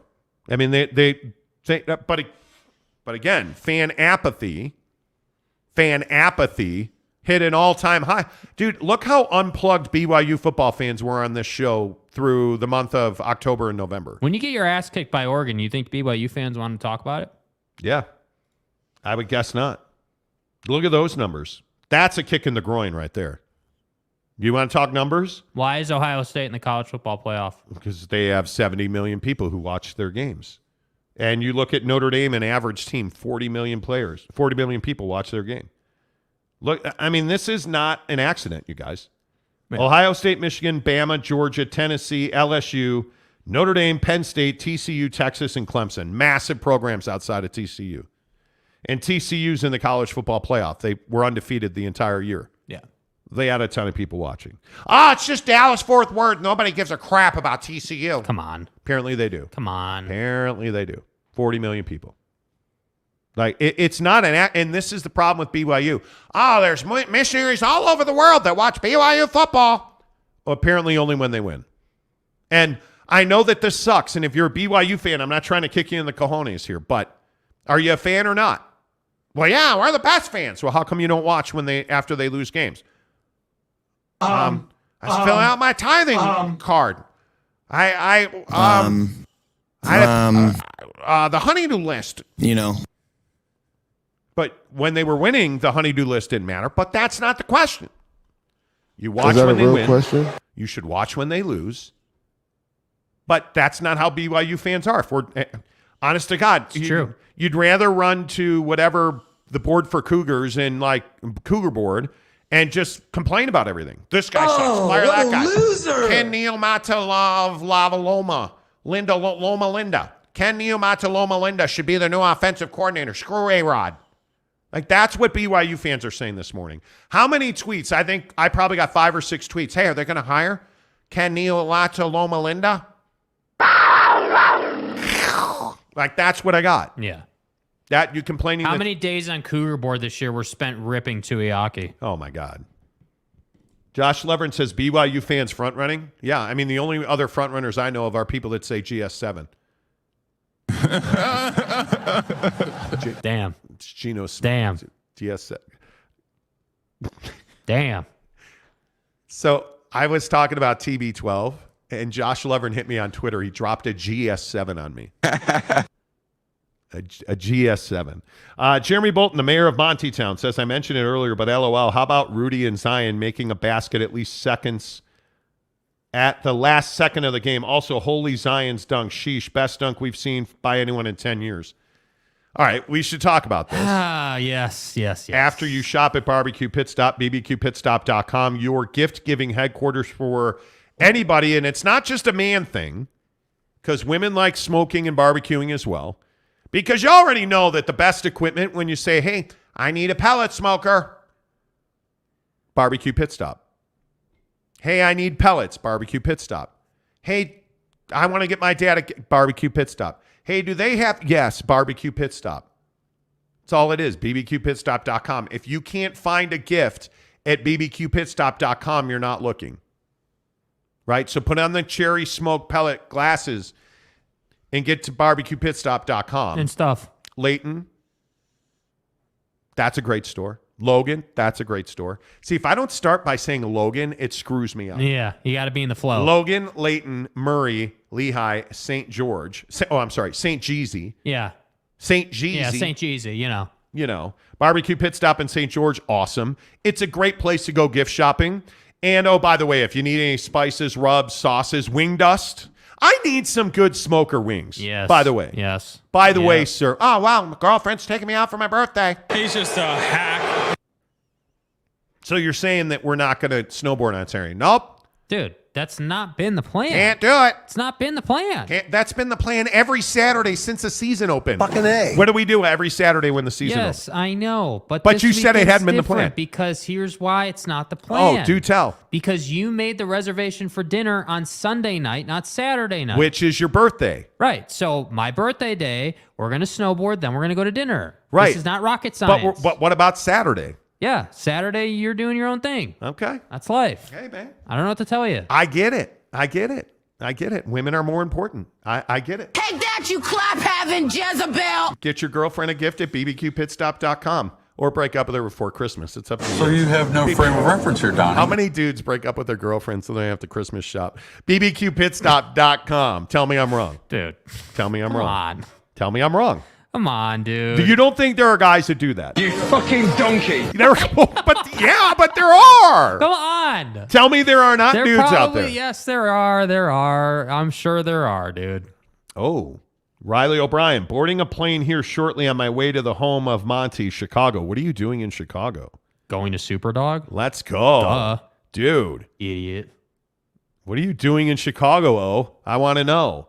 SA says Cougar Board, the mosh pit that gives BYU fans a bad name.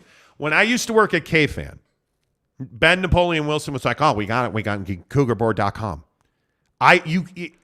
If you have a life, you don't go to Cougar Board. Like it is, and it's been years since I looked at Cougar Board because you just quickly learn that it's a cesspool of negativity. That's what it is. Hey guys. Brutal. Let's see. NY Monty fan just says, just buy your girlfriend gifts at BBQ Pit Stop. 2 birds, 1 stone. That's what I'm saying. Hey, I got you a smoker, honey. Plugged it in, built it in the backyard and everything. Look, it's already got my wing. Our wings.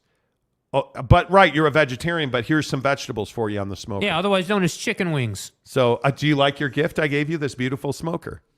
It's an Ironwood 885, just like the Monty Show. That's fucking interesting, man. You know.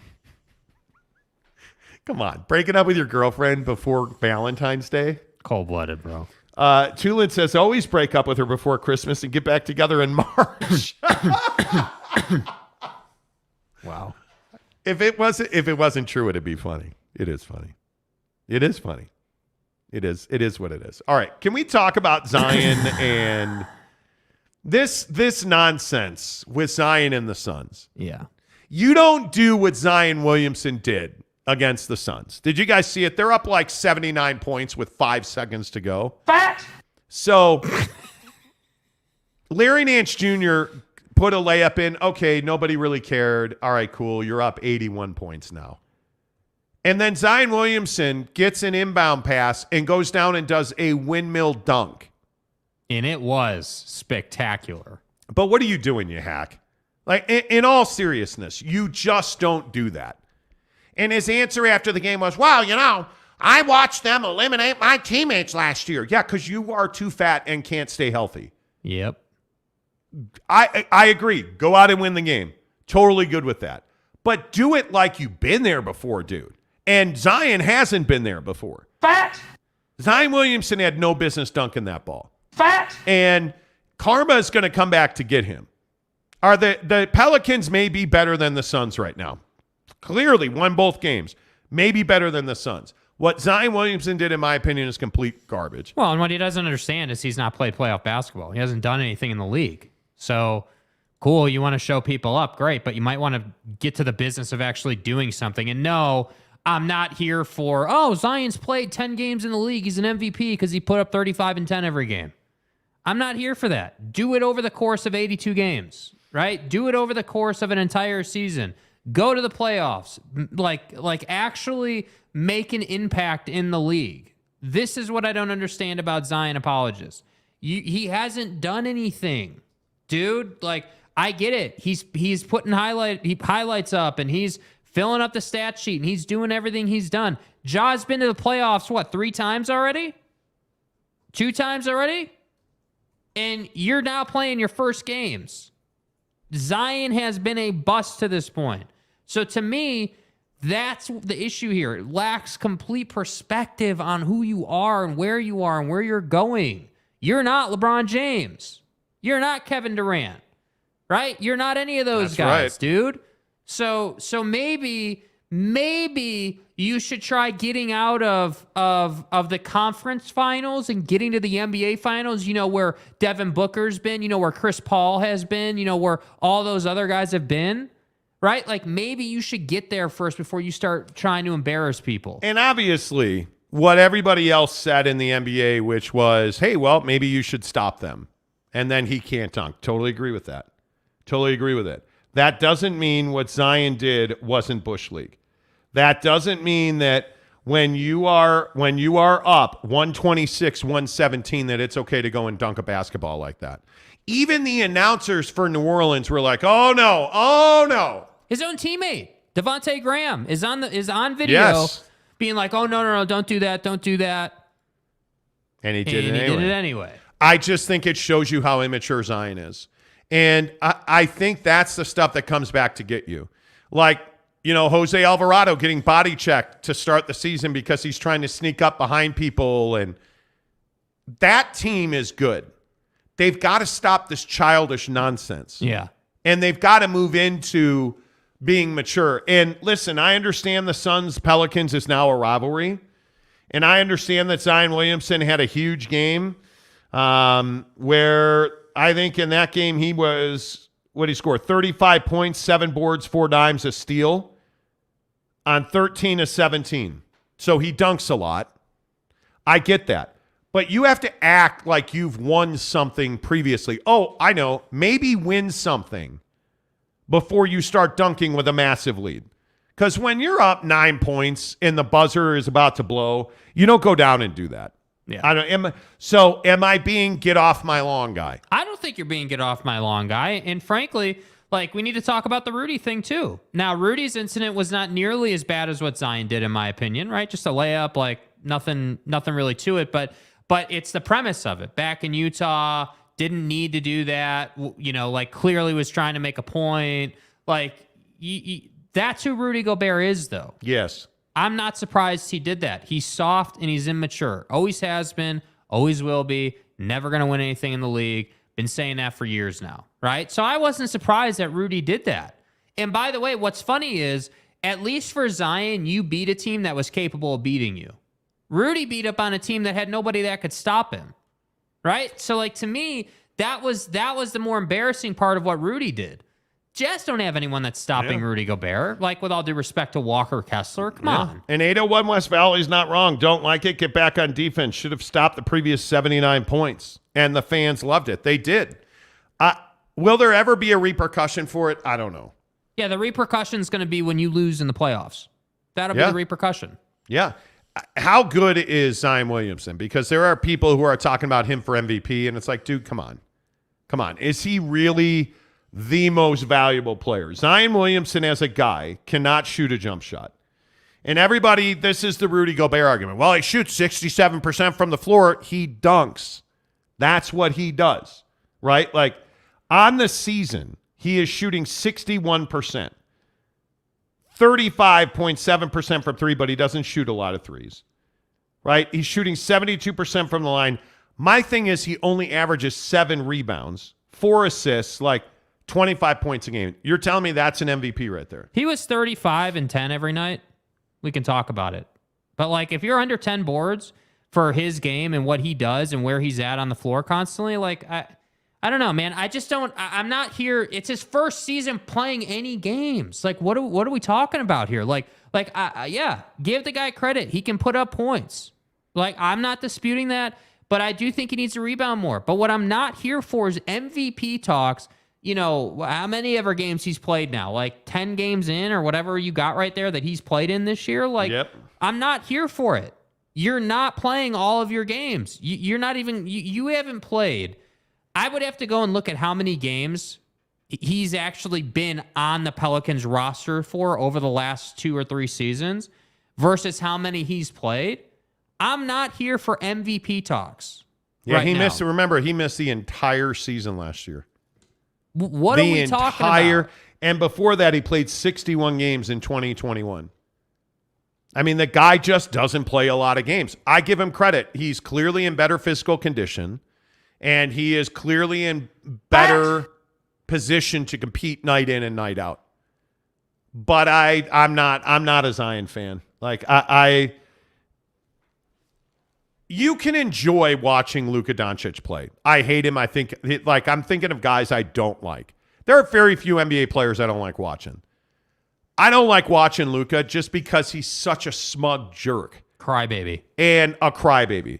I don't like watching Zion because he has this belief that he's accomplished something. Is arrogance the right word? I don't know. Zion Williamson has accomplished nothing in the NBA. Yeah. Absolutely nothing. He's won nothing. He is not part of the reason that they were good or are good now. Like, he's done nothing in this league. So the idea that it's okay for you to go down and dunk on the Suns like that, it's just the hypocrisy, the arrogance. If you think that this isn't going to come back to him, you're up in the night. It will come back to him. The Suns won't have forgotten about this. No, I don't think they will at all. And my biggest problem is, like, I don't even put Zion on the list of guys I hate watching. He's fun to watch play. I like, for the record, That dunk was absolutely incredible. The fact that he's doing that at 250 pounds is absolutely ridiculous. Like his athleticism, he's a freak of nature. Yeah. Yeah. Like his athleticism is not in question, but the word that comes to mind is you are classless. You have no perspective on who you are. You could do this stuff at Duke because it was Duke. It was college kids. You were just better. Duke is Duke. You're not better than a lot of guys in the league. Yeah. And that's okay to say that. And I understand why Zion has to do what Zion does. If I was Zion and I could dunk like that, I would dunk like that. I would. But if you think that that's not going to come back to get you the next time you see Devin Booker, because Devin all of a sudden has a torn hamstring or pulled it or whatever the hell reason he's off the floor, which, again, I have no tolerance for. I'm sick and tired of that out of Devin Booker. But the next time Book plays him, I guarantee you Book will have a big night. And I think that what Zion doesn't understand is you're writing a ledger, right? Hey, I did this against the Suns. Well, who's he going to do it to next? You really think he's going to do this against a LeBron James-led team? You think LeBron has any worry about putting his shoulder into Zion's chest? Come on, dude. Like, I think Zion has to play at least 100 games consecutively. I want to see Zion play 80 to 100 games in a row. Yeah, go through the regular season and then make a playoff run without being hurt. That would be great. Like, do it.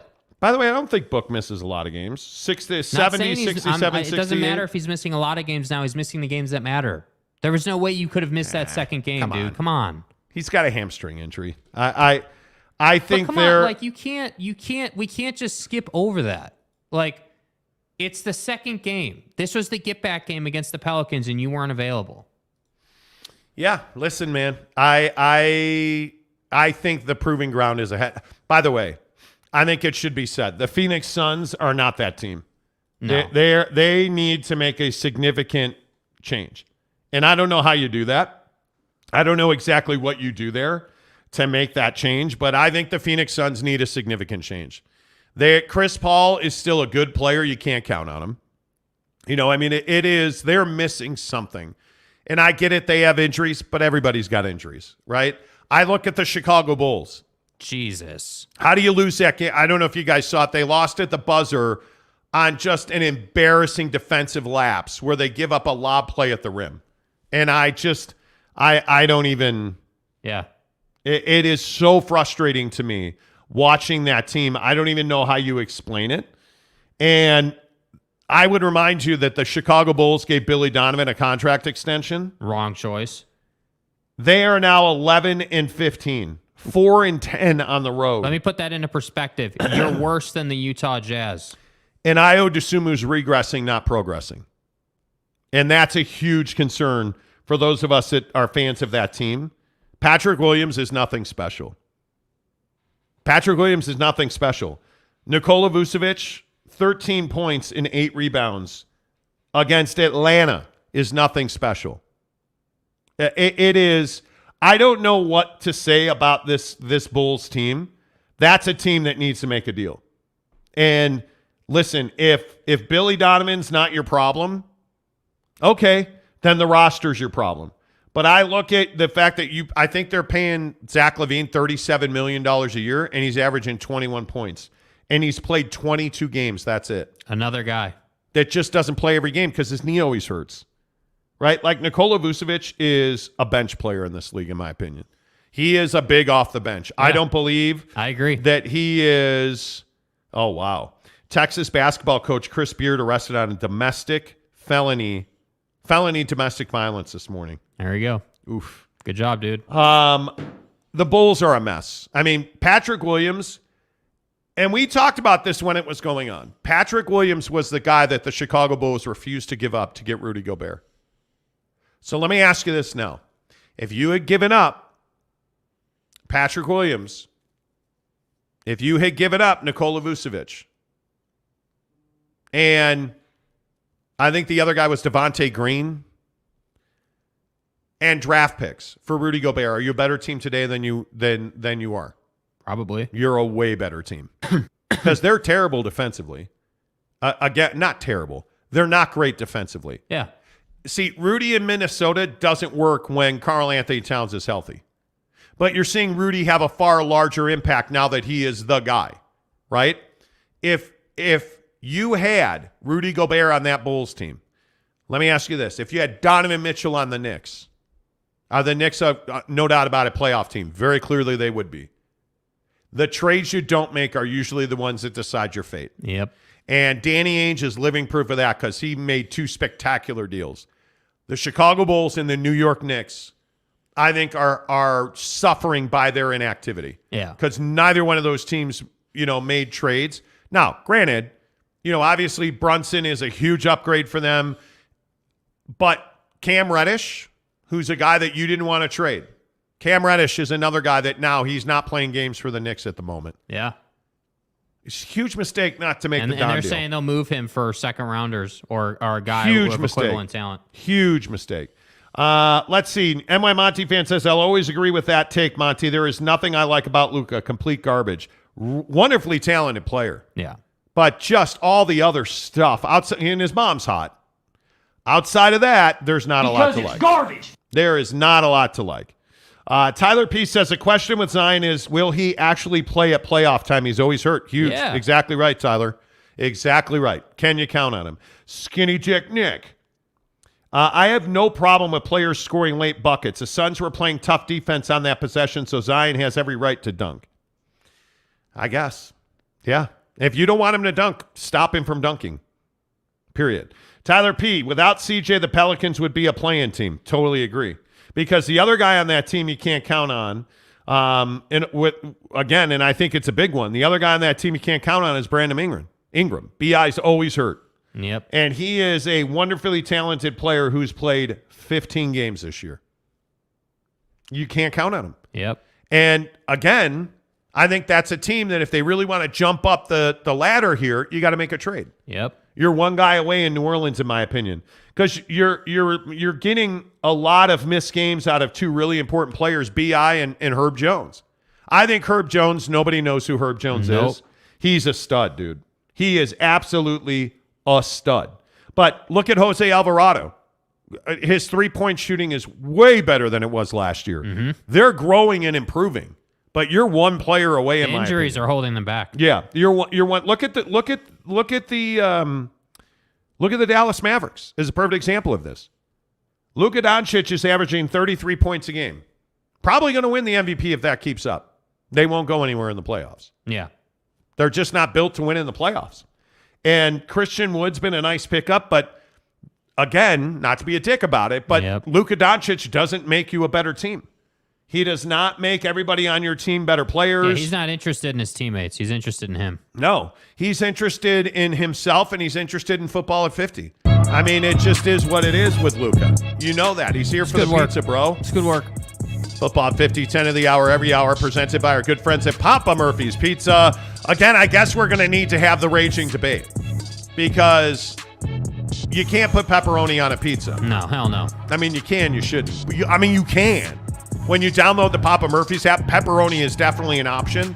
I'm telling you, and their triple pep is really good, but I'm telling you right now, barbecue sauce, traditional crust, barbecue sauce, chicken.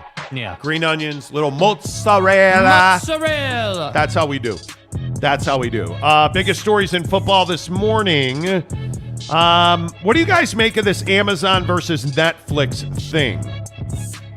I'm curious how you guys feel about this. Did you guys see this story that Netflix says they're out of the live streaming sports business? Right. Man, I think this is smart by Netflix. And I know we've talked a lot about the Pac-12 and Amazon and TV deals, and I still don't like having to flip my TV over to Amazon Prime Video to go watch Thursday Night Football. It still annoys the hell out of me. Yeah. And if Amazon truly becomes the tier 1, the number 1 provider for Pac-12 football, I actually think it's going to hurt their viewership. Right or wrong? What do you think? I think that Amazon has a choice to make. Like, Amazon needs to go all in or get the hell out. Like this Thursday night and that's it thing, doesn't work in my opinion, because I agree with you. It is a pain in the ass to flip over. It is not something that I'm particularly interested in doing constantly. And frankly, I don't like the matchups for 80% of the season have not been good. They haven't been what you would want. They haven't been transformational, if you will. Transformative. Like, they haven't been scintillating. You know, we've had a couple here and there. So to me, Netflix, to me, I hear Netflix, I think of entertainment, not football or sports. I agree with speaking. that. I think Amazon is innovative, and I think it could work, right? I don't think Amazon and think sports, but I do think Amazon and I think, okay, yeah. Like, I could see a reality where Amazon is live streaming all kinds of stuff. Like, if you said to me, hey, Amazon next year is going to have everything from F1 to NFL to Major League Baseball, like, they're going to go all in on sports, I could see that, right? Like, just the same way that YouTube, when they rolled out YouTube TV, everyone was like, oh, well, I don't know that that's going to work. Dude, YouTube TV has been incredibly successful. It's even a product that I'm considering. I absolutely agree. So to me, Netflix is about putting out product like Stranger Things or Peaky Blinders, not NFL football. That's the difference. Like, in my head, you've trained your listener to be entertainment, not sports. Amazon is now trained their listener to be innovation, so they can get away with trying to be in sports. They can. But I'm telling you right now, you cannot be half in and half out. You either need to go all in and suck it up for a few years and take your losses and build Suck it up for a few years. Yeah, you do. Or you need to get out. That's my opinion on that. I think that Amazon's got far deeper wherewithal than do our friends at Netflix. Yeah. I think Netflix, we already know that Netflix is in that position where they're cutting content and cutting jobs. Yep. And spending billions on scripted content. But again, I just say, and I'd love to hear from you guys in the comments, are you willing to go to Amazon Prime Video to get Pac-12 football? If you're not a subscriber, are you willing to subscribe to see the Utah Utes play football? Now, I'm an Amazon Prime member, so you get Prime Video. I would subscribe because I love the Pac-12. I'm passionate about Pac-12 football. Yes, I would subscribe. Yes, I would. Would you? Hook it up in the comments. Would you subscribe? Okay, couple other things. Did you guys see Dalton Kincaid? You can't probably see that, but Dalton Kincaid essentially said, I'm too injured to play in the Rose Bowl. So I am done at Utah, and I am preparing for the NFL draft. Yeah. And I thought it was a really well done, classy written statement. Mm-hmm. I think Dalton Kincaid hit it out of the park with that. Yeah, well, and I think it's a proper decision. I mean, I just think it's what you have to do when you're somebody who is no doubt about it an NFL draft pick. Like, I think, again, if you're on the fence, like if you're on the bubble, you know, like again, Cam Rising, that's where we always go, I know, but like it's a perfect example. A guy who's probably a backup in the league needs to get the timing correct so he can get in and get a spot. Yes. You know, if you leave too late, if you leave too early, if your value's not where it needs to be, you're going to have trouble getting drafted. And you're, you know, like there are some guys who have to go and play in the Canadian Football League or have to go and do these things that just aren't necessary because they made a bad decision. So to me, with Dalton, I think it's the correct decision, and I hope that he has a big draft because he will definitely get drafted. I think it's absolutely the right decision. I think he's a first 3-round pick. He's top 3 tight ends in the draft. If he gets healthy and can perform at the combine, yeah, he's one of the top available tight ends in all of college football. So I don't think there's any doubt about that. A couple of comments. Greg Hawkins, good morning to you. Good luck to Dalton Kincaid. Such a good player. Totally agree. Pied Piper says, if Netflix only specializes in scripted content, then picking up the NFL should be a no-brainer. See what he did there? Because the NFL is scripted. Like we know the outcome of games. Right. Yeah, right. You know. Tyler P says, YouTube TV, Hulu Live, and Sling are far superior to cable at half the price. You're starting to become a believer in that. Yeah, I mean, I don't know it's half the price, but I think that, you know, for anybody, like YouTube TV has tiered pricing. Just like you're probably not getting out under $80 a month if you want sports. Yeah. Neville93 says a storm is here in Sandy now. Oh, is it snowing in Sandy? Really? Can't see the mountain. can't see the mountains out the windows at the MAF here, so yeah, it doesn't surprise me. Let's go. Luis Capazzo says, I'm a subscriber and wouldn't waste my time on Pac-12 football. Yeah. Really? Yeah. I have a hard time believing that. I think college football, you have to be a true football fan to appreciate. You know, like the NFL, like you can watch anywhere, but you have no idea what you're watching if you don't know guys on the teams in college football. By the way, as you guys see, Pac-12 salaries were released. Yeah. This is interesting to me. If you don't follow Super West Sports on Twitter, you're missing out, by the way. Look who's the #1 paid guy in the Pac-12, Kyle Whittingham. Mm-hmm. Now, who are you missing here? Well, Lincoln Riley. And you got to think that Lincoln Riley's north of $6 million. Mm-hmm. Chip Kelly at 5.6, Sanders at 5.5, Smith at 4.85, Lanning at 4.7, blah, blah, blah. Right. Nick Saban, Coach Saban. Yeah, let me serve some humble pie here to good old Kyle Whittingham. The old Sabanators at $11.7 million, right? Kirby 11. Smart's at 11.25. Dabo, right? Mr. Clemson's at 10.5. Lincoln Riley, according to this article, is estimated at 10 plus. Woo! Right? Like Brian Kelly, 9.5. Right? You look at, David Shaw before he had retired or, resigned, 8.9 million. So, you have guys here who are getting paid. It's a lot of money. Yeah, you're getting paid. It's a lot of money. And how many of them have been, have been back-to-back Pac-12 champions and gone to the Rose Bowl 2 years in a row? Yep. That's a big question for me. And I understand. Revenue, you're worth what somebody will pay you. $6 million is good money if you can get it. $10 million is better. Yeah. Is Lincoln Riley deserving of being a higher paid coach than Kyle Whittingham? No. You don't think he is? Not yet. Really? Okay. Who would you pay more money, Lincoln Riley or Kyle Whittingham? Man, I think that's a tough one. While you consider it, why don't you think about some Papa Murphy's Pizza, too? Papa Murphy's presents How to Change the Way You Pizza. Step 1, carefully knead dough. Step 2, artfully spread sauce. Step 3, add fresh mozzarella and assemble toppings. Step 4, realize we already did all that for you, so all you have to do is bake it. For a limited time only, get the Hog Heaven Pizza with Canadian bacon, ground sausage, and crispy bacon. Papa Murphy's, change the way you pizza. Yes, change the way you pizza. Get to Papa Murphy's Pizza. By the way, download the app. It's super easy to use, the Papa Murphy's app. Order your pizza. Make sure you get the take and bake chocolate chip cookies. Do it.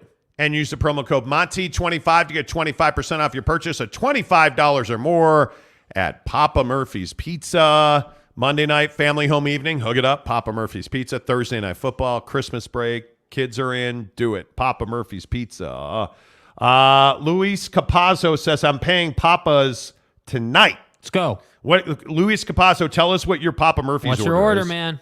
Because mine doesn't change. I got to be honest. Mine doesn't change much. We get 2 pizzas. One, we get the smaller one for Mrs. Monty, who goes all veggie. Yep. And then usually when Jake's not with his girlfriend and he occasionally spends time with his family, we'll get a large and we'll get the traditional, again, barbecue sauce.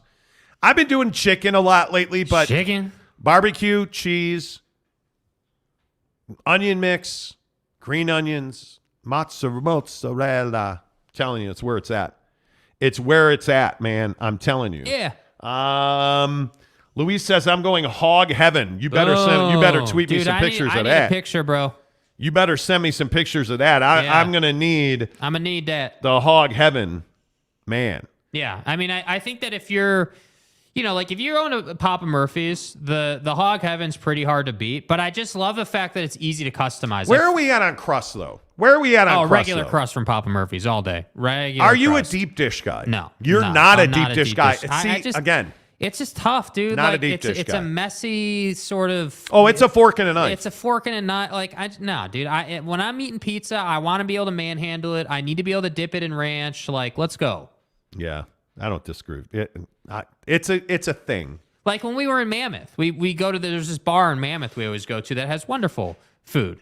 And they do the classic bar food, nachos and all kinds of stuff, and it's dude, I just when I go certain places, you don't go and order regular pizza and you're like, well, I'm gonna eat it with a fork and a knife. Who the hell does that? Like, yeah, but that's why I don't like New York, like the big triangle slices of pizza. No, bro. Yeah, no, like man. Costco, Square cut. Costco, Tommy, Costco is borderline too much. Coming up here in about 45 minutes, we're going to talk about start dropping them in the comments. What do you get at Costco? The dinner I had at Costco last night was amazing. Tyler P says thin crust is for weirdos. Wow. Okay.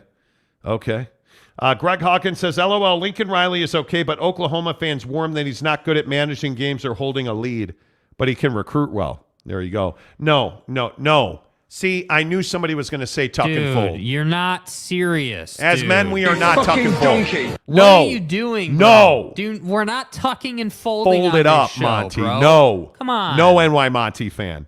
Fold it up. Capazzo says deep dish is great in the oven, but it's got to be regular crust on the pellet grill. Yes. Yeah, dude. Yes. Yeah, on the man. Papa Murphy's on the smoker. Undefeated. Absolutely undefeated. Before we get back to Lincoln Riley, I must remind you that the Monty Show, as always, is presented by our good friends at The Advocates, theadvocates.com. No matter where you are, The Advocates are ready to serve you, so hook it up. Theadvocates.com are the best injury attorneys in the business. I know it's snowing in Sandy, as Neville said. And Neville's a guy that's in a big box truck. He works hard. He's a guy that works for a living. Dude, in those big box trucks, you got to be careful. And you see people every day that are doing like 30 in the fast lane. Or if somebody is an irresponsible, distracted driver, man, you got to, and they hit you, that's not your fault. You got to get an attorney because the insurance company isn't working for you. They're working for themselves. You need somebody to fight for you who knows how to navigate the shark-infested waters of insurance companies. That's The Advocate. Nobody knows how to get after the insurance companies like The Advocates do. They're going to defer your medical bills. Hopefully you don't have any, but if you do, they'll defer that. There are no consultation fees. You do not pay them any big retainers. In fact, did you know that you do not pay The Advocates unless and until they win your case? Chat with an attorney online right now at theadvocates.com. Talking about coaches' salaries. Yeah. And Jake, because he's just phenomenal at what his job is, has the visual of Pac-12 coaching salaries. Yeah. Kyle Whittingham versus Lincoln Riley. Lincoln's allegedly making $10 million plus per year. Kyle Whittingham is making $6 million to coach your program. Yeah. Who would you rather have, Kyle Whittingham or Lincoln Riley? Yeah, I mean that's a difficult question overall, but I think that I think I probably have Whit. Honestly, I think that Kyle Whittingham is always been a defensive first guy. The problem is Kyle Whittingham hasn't been to the playoff. That's the problem. And Lincoln Riley has, I'm pretty sure, with Oklahoma. I'm pretty sure. Have to go back and verify, but I'm pretty sure, yeah. So, like, you know, the performance is there. And what's tough is that you know that Lincoln's only going to get better at SC. This is his first year, and he damn near went to the playoff. And, yeah, he loses to Utah both times, and those are his only 2 losses. So, to me, on a football field, X's and O's, I got to win a big game. I'm probably going with Kyle Whittingham. But Lincoln Riley, in terms of money-making, you know, flashy program, getting to the playoff, playing for a national championship, Lincoln Riley's probably the better choice. So that's the tough part. If Kyle Whittingham had been to the playoff a couple of times, I would definitely be going with Whit. But I think you have to go with Lincoln Riley because he's got the top-end performance. I think all day, every day, I'm going with Kyle Whittingham because there's a couple of things that matter to me. I think Kyle Whittingham is a defense-first guy, and as a football guy, I'm a defense-first guy. I want to win with defense, but I also have to go with Lincoln Riley because he also knows how to put points on the board. And one of the things that it always has concerned me about Kyle Whittingham is he's not a quarterback guy. Now, what I mean by that is Kyle Whittingham's never had that dynamic, over-the-top, best quarterback in the conference. Not one time has that been the case. And so I look at the skill positions. Money Parks is a great receiver. Jaquindon Jackson's a great running back guy. That's what Kyle Whittingham is. Kyle Whittingham is not out competing for the best quarterbacks. He's not out competing for the best wide receiver talent. And that's a little concerning in 2022 Pac-12 football land where you have to have speed and you have to have a quarterback that's a general. Caleb Williams just won the Heisman Trophy at USC. That's a huge bit. What if Kyle Whittingham had the Heisman Trophy winning quarterback at Utah? How much better would this team be? Frankly, if 1 year Kyle Whittingham had the Heisman Trophy winning quarterback at Utah, is this team competing not at the top of the Pac-12, but at the top of college football the way that USC already is? Yeah, See, there's a good chance they that's are. Tough. Not to cut in on you, but they're already at the top of college football. Yes, they are. 1 year in. That's a tough reality and a tough pill to swallow because of how good Caleb Williams is. And it's like, dude, like their defense is garbage. But we saw that. But again, the offense is just so overpowering, right? Unless, right? It has to be said, and I'm sure we're getting comments, unless you're playing Utah's defense. That's what's so frustrating about this conversation. So it's like, hey, does Witt deserve to be paid on par with Lincoln Riley? Well, absolutely. Right? He beat Lincoln Riley twice this year. Nobody else did that. They didn't lose to anybody else. So, yeah, I think Kyle Whittingham deserves to be paid on par with Lincoln Riley. But if you're asking me for the health of my program, who I'm going to build around, it's probably Lincoln Riley. Okay. Blake Phillips would like us to know that Chris Beard was arrested for assault. Arrested. Yeah, we already said that, my guy. Welcome to the show. You fucking donkey. Luis Capazzo says, Blake, check your spelling. I don't know what arrested means. Thank you, Blake. That was funny.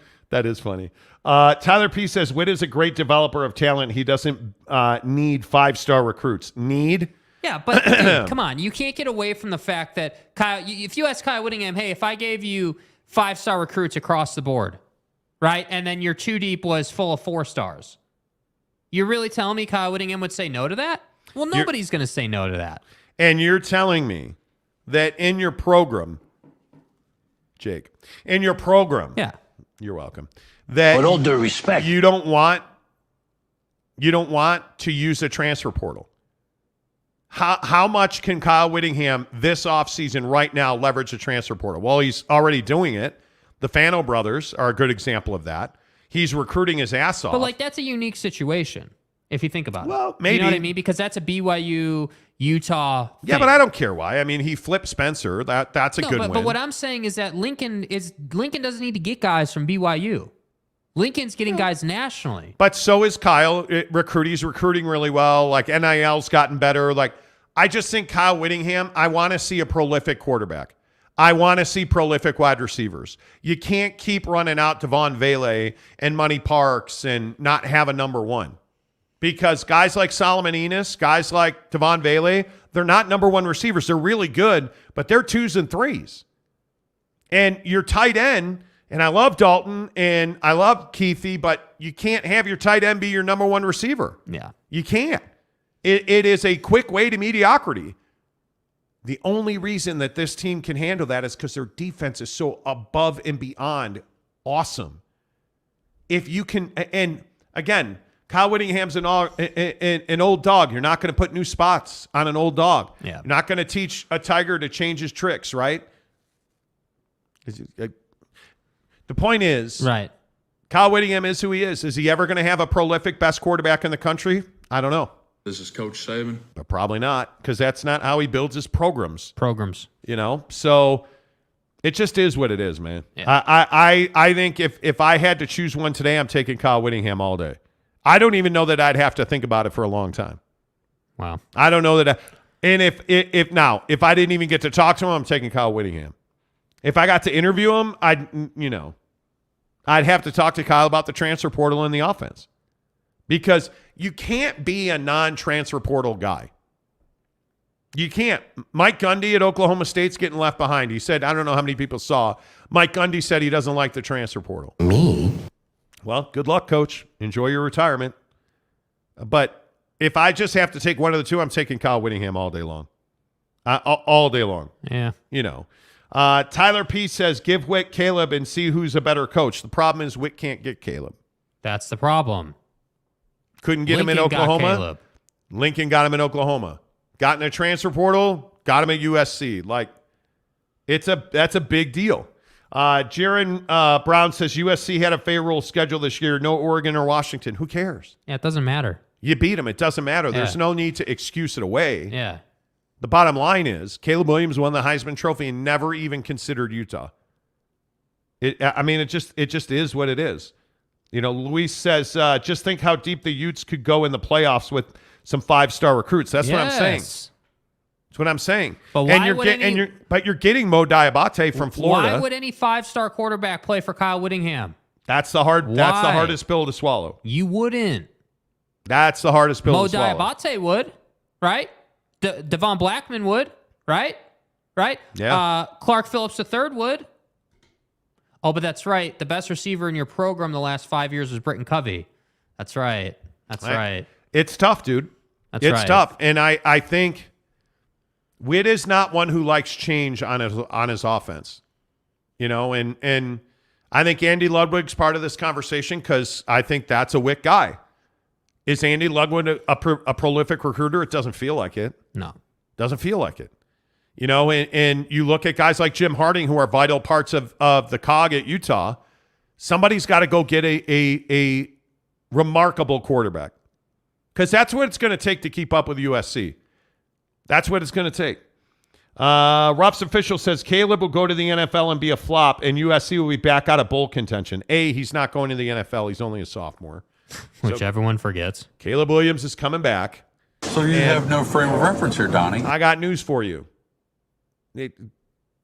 When has Lincoln Riley not had one of the best quarterbacks in the country? Whether it's Kyler Murray, Jalen Hurts, Caleb Williams, it's USC. It's a quarterback factory. All they do is put guys in the NFL who And I think we can all agree, at college, they're phenomenal talents. Yeah. Right? Like, they're prolific college quarterbacks. Now, I agree. NFL, USC quarterbacks have been garbage. 100%. I don't disagree with that. Yeah. It says it's snowing in West Valley on my phone. Okay, do you want me to go look? Do we need to do a weather check? I guess so, because I don't see it snowing. Okay, weather check. Hold on. I don't see it snowing. Jake is now going to go and do a weather check. I don't see it snowing, you know. I would love for it to be snowing, but, you know.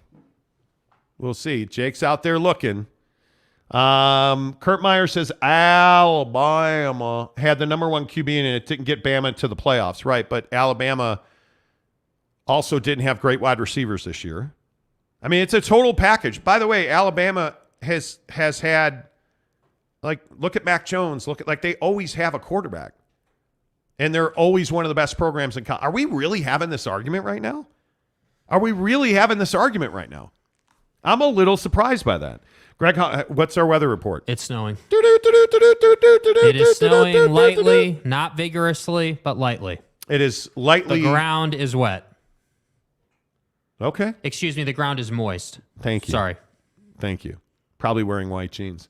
Andy Ludwig's offense self-selects in terms of recruiting. There was never a chance for CW coming to Utah. No, I would agree with that. Yeah.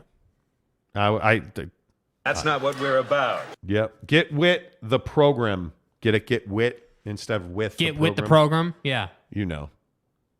I just to put a bow around this. I think Kyle Whittingham's best coach in the Pac-12. Yeah. And I think he's a limited one at that. If he was a guy that had a lot of desire to coach the best quarterback in the country, I think they would have one. Yeah. I truly do think that they would have one. All of our NBA talk in the Utah Jazz is presented by our good friends at TryDayTrading.com. Get off the hamster wheel of your side hustles and get to TryDayTrading.com/Monty. Register for the free webinar. That's all I'm asking you to do. You want to support the show? Right now, hit the like button. If all 95 people watching the show right now would hit the like button, that would absolutely help the channel grow. And then as soon as you hit the like button, go to TryDayTrading.com/Monty and watch the free webinar. It is no obligation. It is simply educational at TryDayTrading.com/Monty. And if you don't know the program at TryDay Trading, they are going to teach you how to be the best day trader in the business. That's what TryDay Trading does. Fast. And when you listen to their students and you look at the research and the analysts that look at how they've done, they routinely have day traders making $1,000 a day. day trading. Some of them are full-time. Some of them are part-time. Some of them use it as a side hustle. A lot of people have scaled up their day trading to get out of their full-time job because you're tired. Seriously, you're tired of struggling financially. You're tired of looking at your credit card statement. You're tired of wondering how you're going to afford Christmas and your mortgage or your rent. Stop doing that. Get to trydaytrading.com/Monty. Go through the program. And the best part about Tri-Day Trading, when you're done with the program and you're ready to start making trades, you trade with Tri-Day Trading's money, not your own. And if you make money with their money, they're going to give you 50% of the profit at trydaytrading.com/Monty. Tell them you heard about it on the Monty Show. We really appreciate you guys supporting our sponsors on this show. Without our partners, we couldn't do a show. And those guys at Tri-Day Trading have been phenomenal. They make it possible for us to talk all of the NBA and the Jazz the way we do. So hook them up at trydaytrading.com/Monty. The Utah Jazz lose back-to-back games. They're now 15-14 on the season. And here's my question. Have you wavered in your support of these trades? You see Rudy come in and get the layup heard around the world. You see that the Jazz have all of these injuries with Lauri and Mike and JC missing games now, and they're just missing these guys. Has your opinion on the Jazz trajectory changed? Because mine is not. I feel like this is a 40-win team that's going to be on the cusp of the play-in. They are not tanking. In my opinion, they win the last two games if they're healthy, but they're not. Without Colin Sexton, you're missing explosiveness. Without Lauri Markkenan, you're missing a dynamic scorer, right? But what you're seeing is incredible growth and development in guys like Nickeil Alexander-Walker. And I think it tells you that Will Hardy is absolutely the right coach for this team. And I think it gives you a lot of reason to continue to watch these games. Now, you've got the Pelicans coming in Tuesday and Thursday. Jake, how excited are you to watch those games? Yeah, I mean, I think excited's not the word I would use. I'm more watching these games to see growth and development. I mean, I think it's obvious. Like, I'm not, reinventing the wheel here. Like, who's going to stop Zion? That's my first question for this Jazz team, because I don't think that they have someone like it. So, like, is Vando going to be the guy that's tasked with slowing down Zion Williamson? Because it's not going to be Walker Kessler, obviously. So to me, it's like the Pelicans create these awkward matchups because of the way Zion plays basketball. And then I look at, guys like, CJ, and you look at some of the other talent they have, like they're an awkward team to defend for this Jazz roster. So like Nickeil Alexander-Walker, are you as a young guy going to be able to stay on the ground when CJ McCollum's pump faking at the elbow? That's a good question. You know what I mean? Like, are you going to be able to be disciplined in that defense and not have to, sit on the bench with foul trouble? That's one of the things I'm going to look for. I'm also going to look for the Jazz to be intentional about getting out in transition. So these are things inside of the game that I want to see this team execute on. And I think if they execute on it, it'll be a good game. It'll be a competitive game.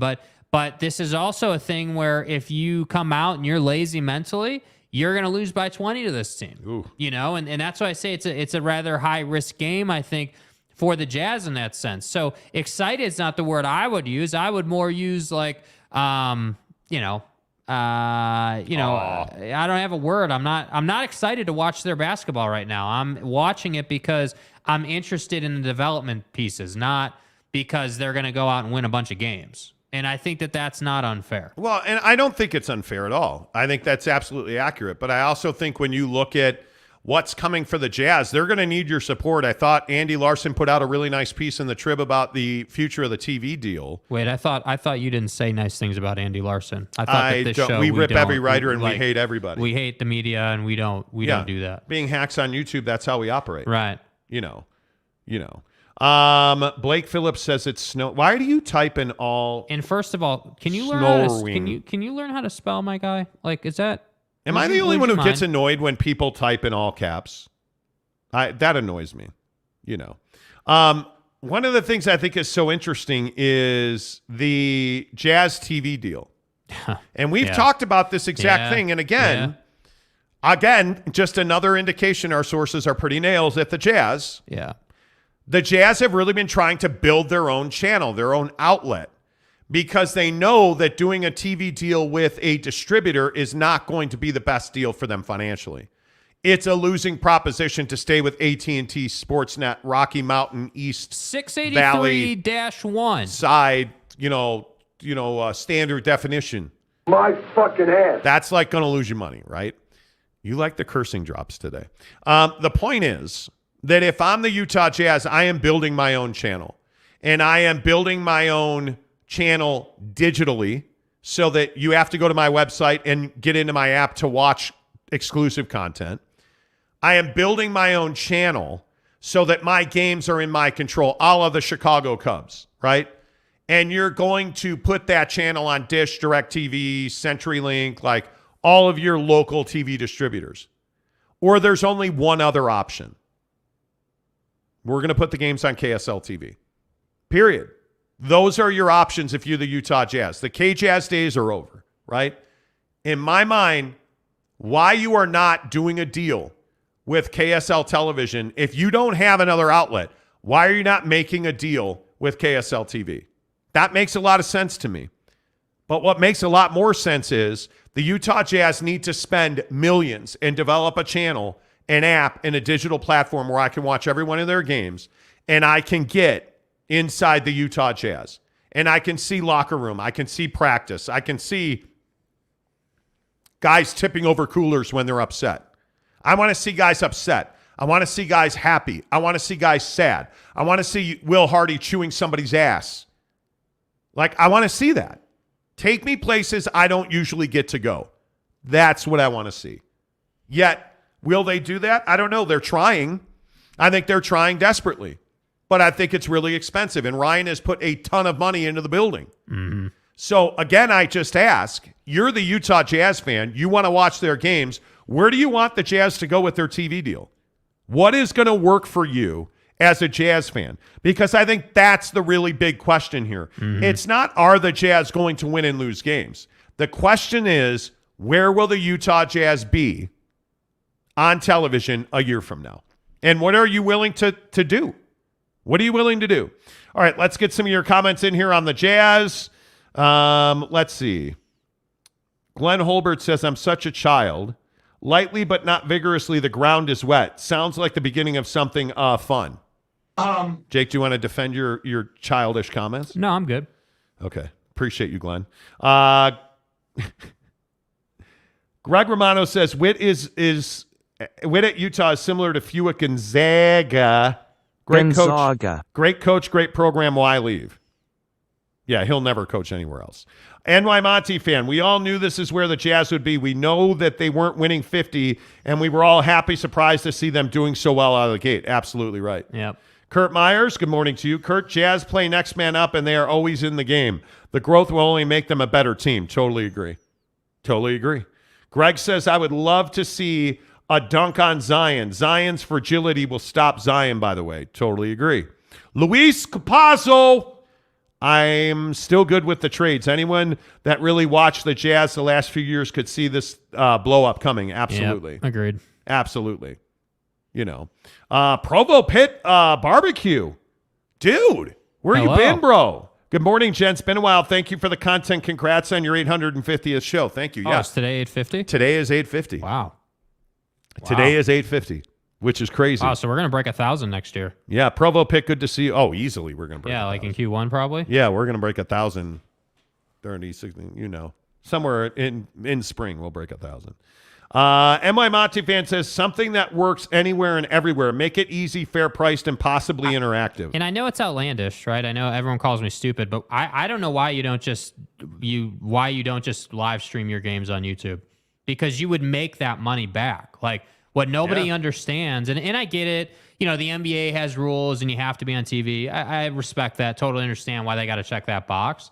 But I've never understood why more teams don't just say, hey, like, live stream on YouTube. Because what's going to happen is they have 71,000 subs, I believe it is. Yeah, 71.4 thousand subs on YouTube right now.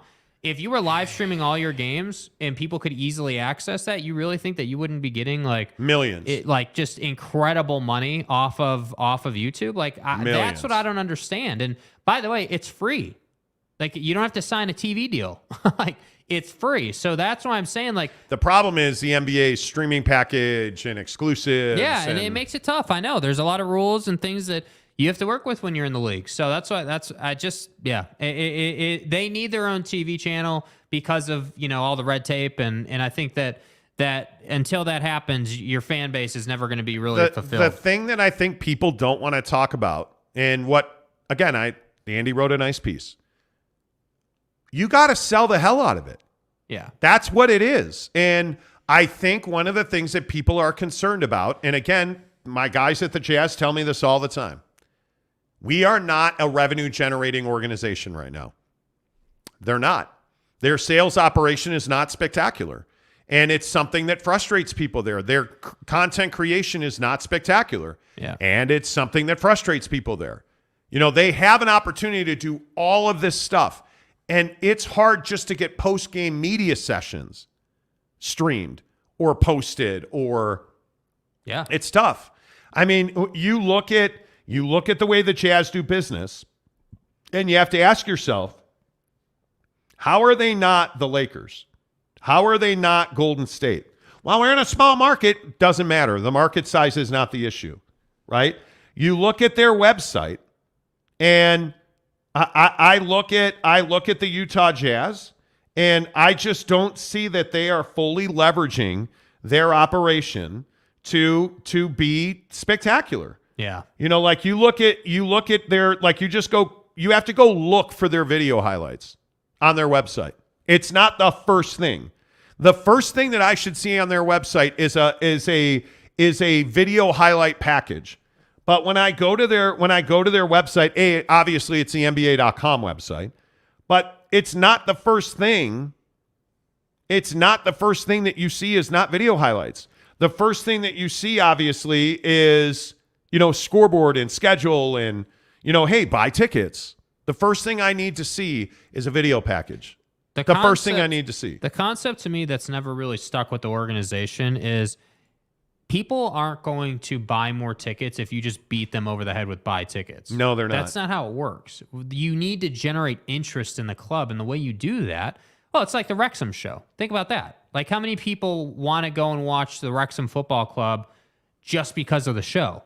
Tons. Well, I'm sure tons. Yeah, like a lot. By the way, what has that show done? Do you guys know what Wrexham FC is? Wrexham, if you just search it, Ryan Reynolds owns Wrexham. Like, okay, great. They do a documentary series on Wrexham, the football club, day in, day out, everything. Everything is filmed, day in, day out, every single day. That's what they do. And it's not only been a massive, smashing success, huge viewership, it's made them a ton of money. So they've been able to upgrade their stadium, buy more talent. They're trying to get promoted to the next league up in English soccer. They're 1 point away from doing that right now. Now, we won't know that until May, but right now they're second in the table. Like, it's making them more money. What the Jazz don't understand is you have to spend money to make money. Now, Ryan Smith has done that. The upgrades to the arena, they're unquestioned. It's a Vivint Arena is beautiful. It's a great place to watch a basketball game. It's phenomenal. But this video, TV thing is a problem. Because if you're a Utah Jazz fan, what are you hanging on to? And as we talk Utah Jazz on the Monty Show, presented by Quick Quack Car Washes, they bring you the biggest stories in sports every day. I think this is one of the biggest stories in sports. And as we tell you every day, Quick Quack Car Wash is the best car wash in Utah. Again, if you get online, if you follow them on social, they give you free car washes. Find them on Instagram, get a free car wash, tell them you heard about it on the Monty Show. Comment on their Instagram, say, hey, the Monty Show told me to come get a free car wash. Boom, done. Free car wash, Quick Quack Car Wash. It's snowing out here now, right? I guarantee you my Audi is going through Quick Quack Car Wash the minute it stops snowing, because I'm not going to let that salt, grime, dirt, dust, all that nonsense sit on my car. Nope. Quick Quack Car Wash at the district, that's my place. And I get free vacuums, and I get free towels. It's all good at Quick Quack Car Wash. I think one of the biggest stories in sports right now is the lack of sports content in this town. Right now, today, and this is going to sound braggadocious, and a little bit it is. There's a little bit of it. We are the biggest sports talk show in Utah. Mm-hmm. By number, it's not close. How is that possible? Ask yourself that question. We're not the church, so we're not KSL, we're not The Zone, we're not ESPN 700. With all due respect. How do we, on a monthly basis, have over 200,000 listeners a month? How are we making more money streaming than any of our radio competitors? Because they don't embrace it. They don't want to do video. They don't want to stream their shows. They want to, just put them online. That's not what people want. Yeah. Right? And they don't want commercial breaks everywhere, and they don't want crappy radio signals. Why have the Jazz not invested in this? I don't understand it. BYU is really the only person in town, the only entity in town that invests in this lock stock. Utah makes a video here and there. Utah does a little bit. Not that same level or commitment. What I need out of the Utes is I need the Rose Bowl experience. I need that package. It's fun to watch their Utah man videos in the locker room after wins. Yeah. I need more than that. And I get it from BYU. Why does BYU grow its fan base? Because you get connected with their guys. Yeah. Yep. You get connected with their guys. How many people have said, I hate BYU, but man, that Harris LaChance interview you guys do every week is must watch. Do you know how often we hear that? I hate BYU, but I love your Harris LaChance interview. Nobody gives a damn that he goes to BYU. Because it's fun and you can see his face. It's fun. You can see his face. That's a big deal, right? So I don't understand why the Utes don't do it. I don't understand why RSL, what are you doing? No excuse. What are you doing? No excuse. What are you doing? I don't get it. I don't understand what Utah, what the Jazz, I just don't get it. You're a professional sports organization making tens of millions of dollars because that's what Utah is. That's what BYU is. That's what RSL certainly is. The Jazz certainly is, and they just won't do it. And I don't understand it. And it's because, again, and this is just my opinion, I believe in Salt Lake City there is a small market mentality. Yes. On our show, we talk about it every single day. We operate like we are in the biggest city in the world. And we make it feel like that. We make it feel like, hey, on a day like today, what is there really to talk about today? Was it really? There's not a huge story in this town, but I'm telling you, the Utah Jazz is a huge story. Do you know why I'm telling you that? Because I need you to talk Utah Jazz. And when I tell you the Jazz is a big story, we get 200,000 people a month who agree with us that Jazz are a big story because we said it is.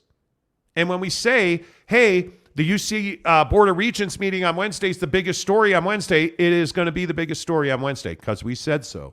Listeners and sports consumers want to be part of something special. But none of our teams, none of our media outlets want to do anything to make fans feel special. And I just don't understand it. What did Ruff's official say about Locked On Jazz? I have no idea. Let's see. Ruff's official says Locked On Jazz has about the same number of subscribers. I have no idea what their subscriber count is. Subscribers has nothing to do with how big your show is. Yeah. It's cool. What do we have? 8,400 subs? And again, I think this is part of the unknown. We have 8,402 subscribers on our show. It means nothing. And we've done that inside of a year. Yeah, it means nothing. If 8,400 people subscribe to your channel and none of them watch your product, what's the point? Yeah. What's the point? I don't even know, and I can look for you. I have no idea how many subs Locked On Jazz. That's David Locke's show, I believe. Yeah. Let's see. Locked On Jazz. Locked On Jazz, if I just search, the channel doesn't even come up first. Locked On Jazz has 2,000 less subscribers than we do. What are you talking about? Yeah. What do you Locked mean? On Jazz has 6,300 subs, Ruffs. But you're on brand, so I agree with that. Yeah. Quint Randall says, I don't disagree with your streaming strategy. Thank you. I think they should stream. The Utah Jazz should stream their product. Yeah. Everything they do. You have the money to have a camera guy follow this team around. Why are you not doing that? Is it baffling to you as a Jazz fan that they don't create unique one-off proprietary, their own content. How's there not a seat on the plane for a vlogger? I don't understand that. Like a guy that just follows them around. I don't get that at all. Keaton Critchlow says the Jazz definitely need more all-access material, right? I absolutely. MY Monty fan says a few years back the Jazz did something and had behind the scenes on a huge road trip. It was awesome. Then it just went away like it never happened. And again, the Jazz will tell you, hey, we do all access. Like we did in all access when Kelly got his number hung or whatever at Gonzaga. But to me, it's like Gonzaga, sorry. Like it's not. That's not enough, man. Like you're missing the premise. Yeah. Like it's cool that he got his number retired at Gonzaga. Great, neat, awesome. Nobody gives a damn. With all due respect, that's not what people want. I want Will Hardy in the damn locker room talking to Nikhil or Jordan or Mike or I want whoever. Will Hardy mic'd up when he's talking to Colin Sexton. Yeah, when they're having this pissing match on the bench last I want to week, hear it. We need to see it. I want to hear it. I want to know what they said. That's part and parcel of being a good basketball team. Yeah. It's conceptual. You have to understand storylines. Yeah. Shorts all year. God, that's so... See, that to me is brilliance. Name shorts all year? Like physically wearing shorts all year. Yes. Yeah. Yes. Well, what do you mean? YouTube shorts all year? Is that what we want? We do. We're doing YouTube shorts, by the way. Yes. So I encourage you to watch our YouTube shorts. Yeah, by the way, I appreciate what you said there. He said, just followed Quick Quack and said you sent me. Appreciate that, buddy. Yeah, appreciate you. Quint said, you're dead on regarding the additional streaming content. For no matter who your favorite team is, I can tell you, I just told this story the other day.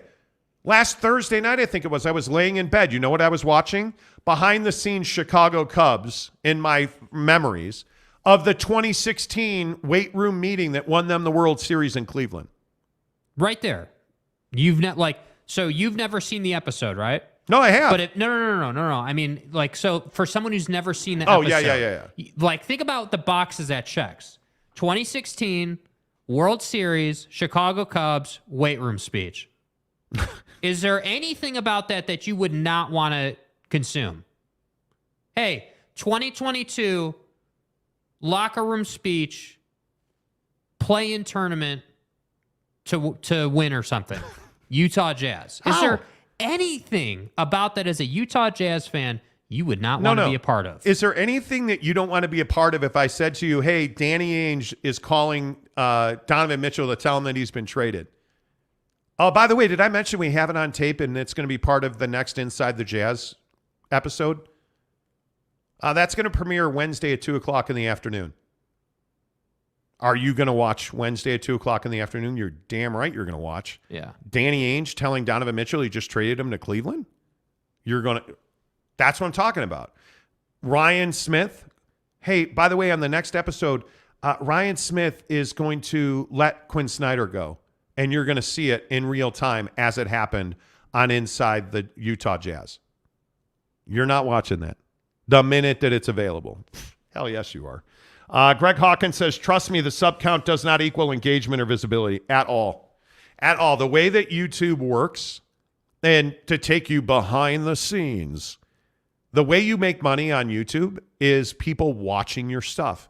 And specifically the way you make money is, hey, Jimmy in Centerville, searched Utah Jazz on YouTube, got a result, saw your video, clicked on it, and watched it for 5 or more minutes. That's really where the money making happens. And if you have 3 million subs and nobody watches your stuff, it's worthless. It's worthless. And inevitably, what happens is you grow when you form relationships. Like, we're all friends. Like, every morning, all of you and the two of us sit here and we just debate food topics usually. Right. But we just talk about sports. We talk about life. We're all just hanging out. That's why our show, I think, works. Mm-hmm. That's what you tell us anyway, is that, hey, our show's really easy to listen to. Hey, you guys are... That's what this show's about. We're just sitting in your basement talking sports, or in your car, or in your truck, or... That's what this show's about, man. Yeah. And without you guys, we wouldn't have it. So, Greg, you're exactly right. Jizzy loves the Monty Show. Well, I appreciate that. Neville says, yeah, but Locked On Jazz is really boring. They don't even explain what's going on. They just lie to the fans so nobody gets mad. You guys actually say the real stuff. I haven't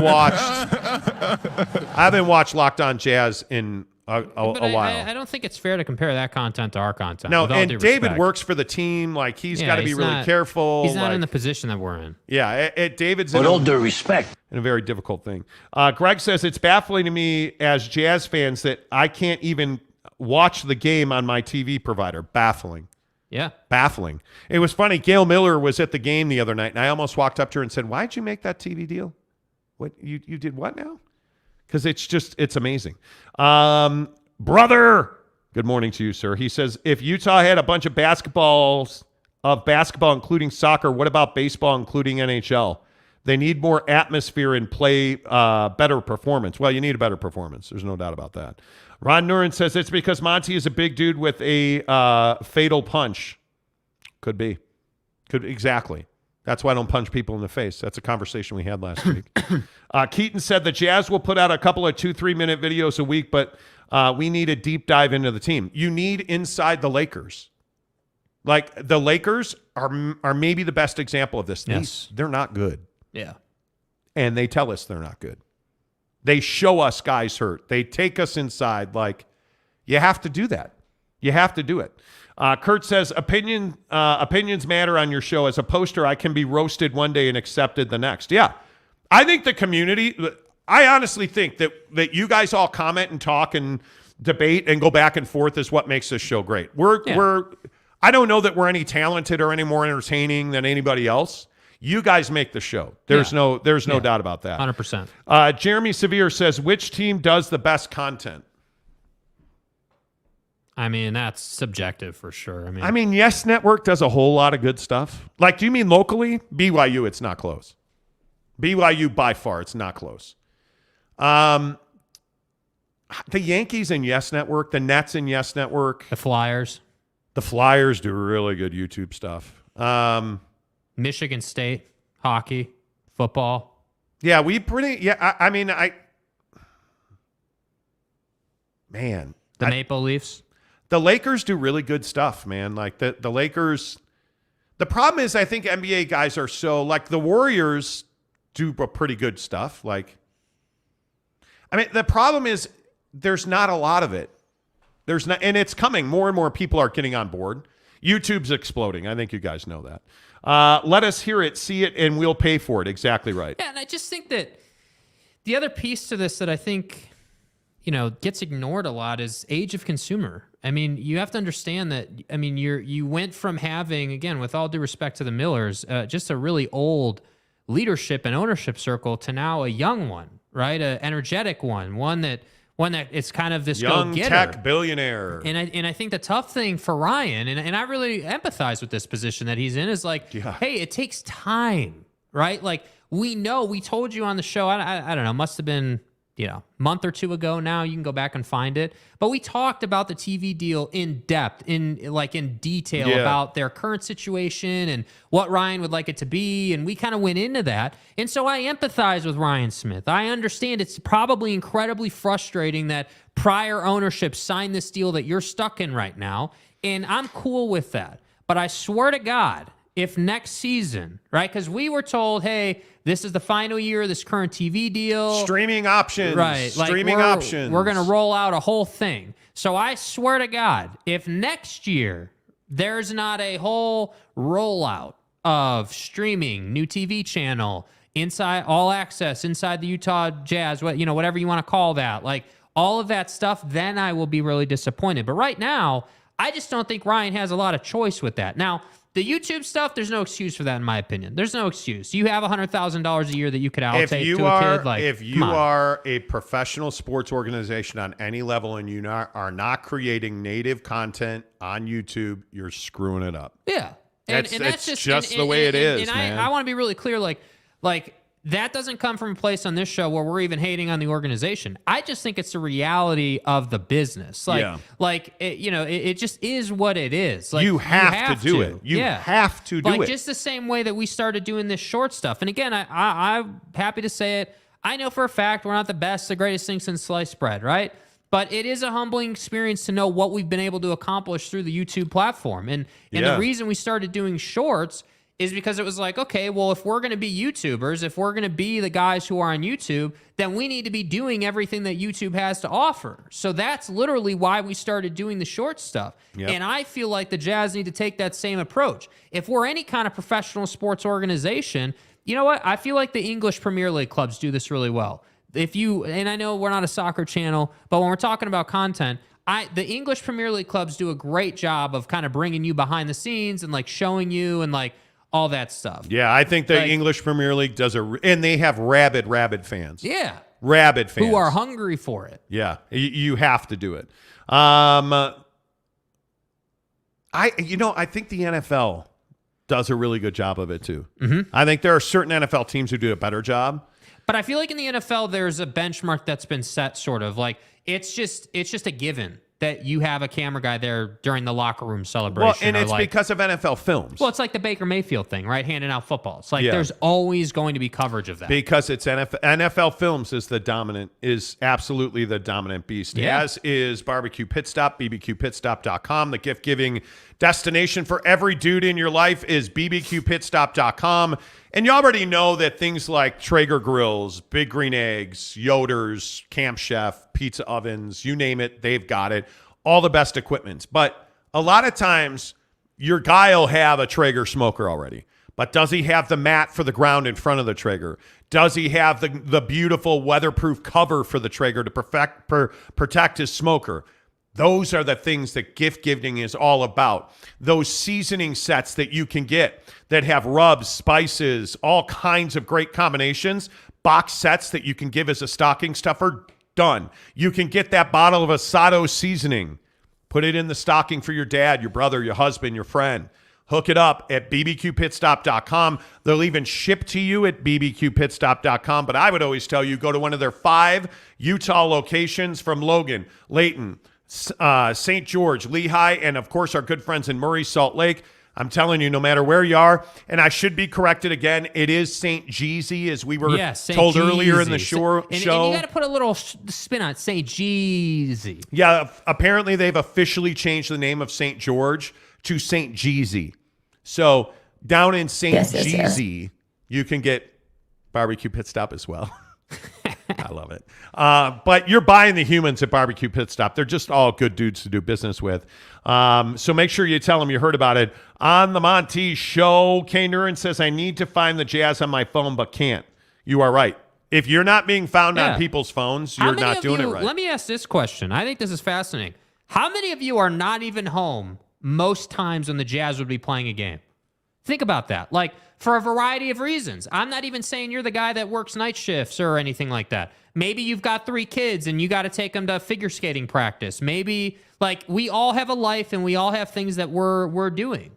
So how many of you do not even have the opportunity to be on the couch in front of the tube to watch the game? And furthermore, how many of you would want a notification on your phone that says, hey, Jazz just tipped off against the Pelicans. Click this link to watch the game right now.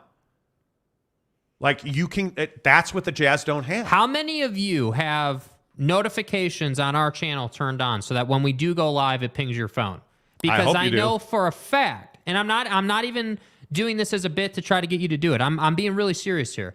I know for a fact on my subscriptions for YouTube, right, that are free, right, the channels I subscribe to, when I want that content in the moment, I have notifications turned on. And all I got to do is click that push notification, goes right to the channel. So that's what I'm saying. Like, there's so much untapped potential here. Yep. And by the way, please make sure you give us a like right now. Click the like button. Hit that thumbs up. That really helps the channel grow. I got about 20 minutes left in the show here, and we've got 64 likes right now. Come on, 36 likes is all I'm asking for. Let's get to 100 by the end of the show. That'd be great.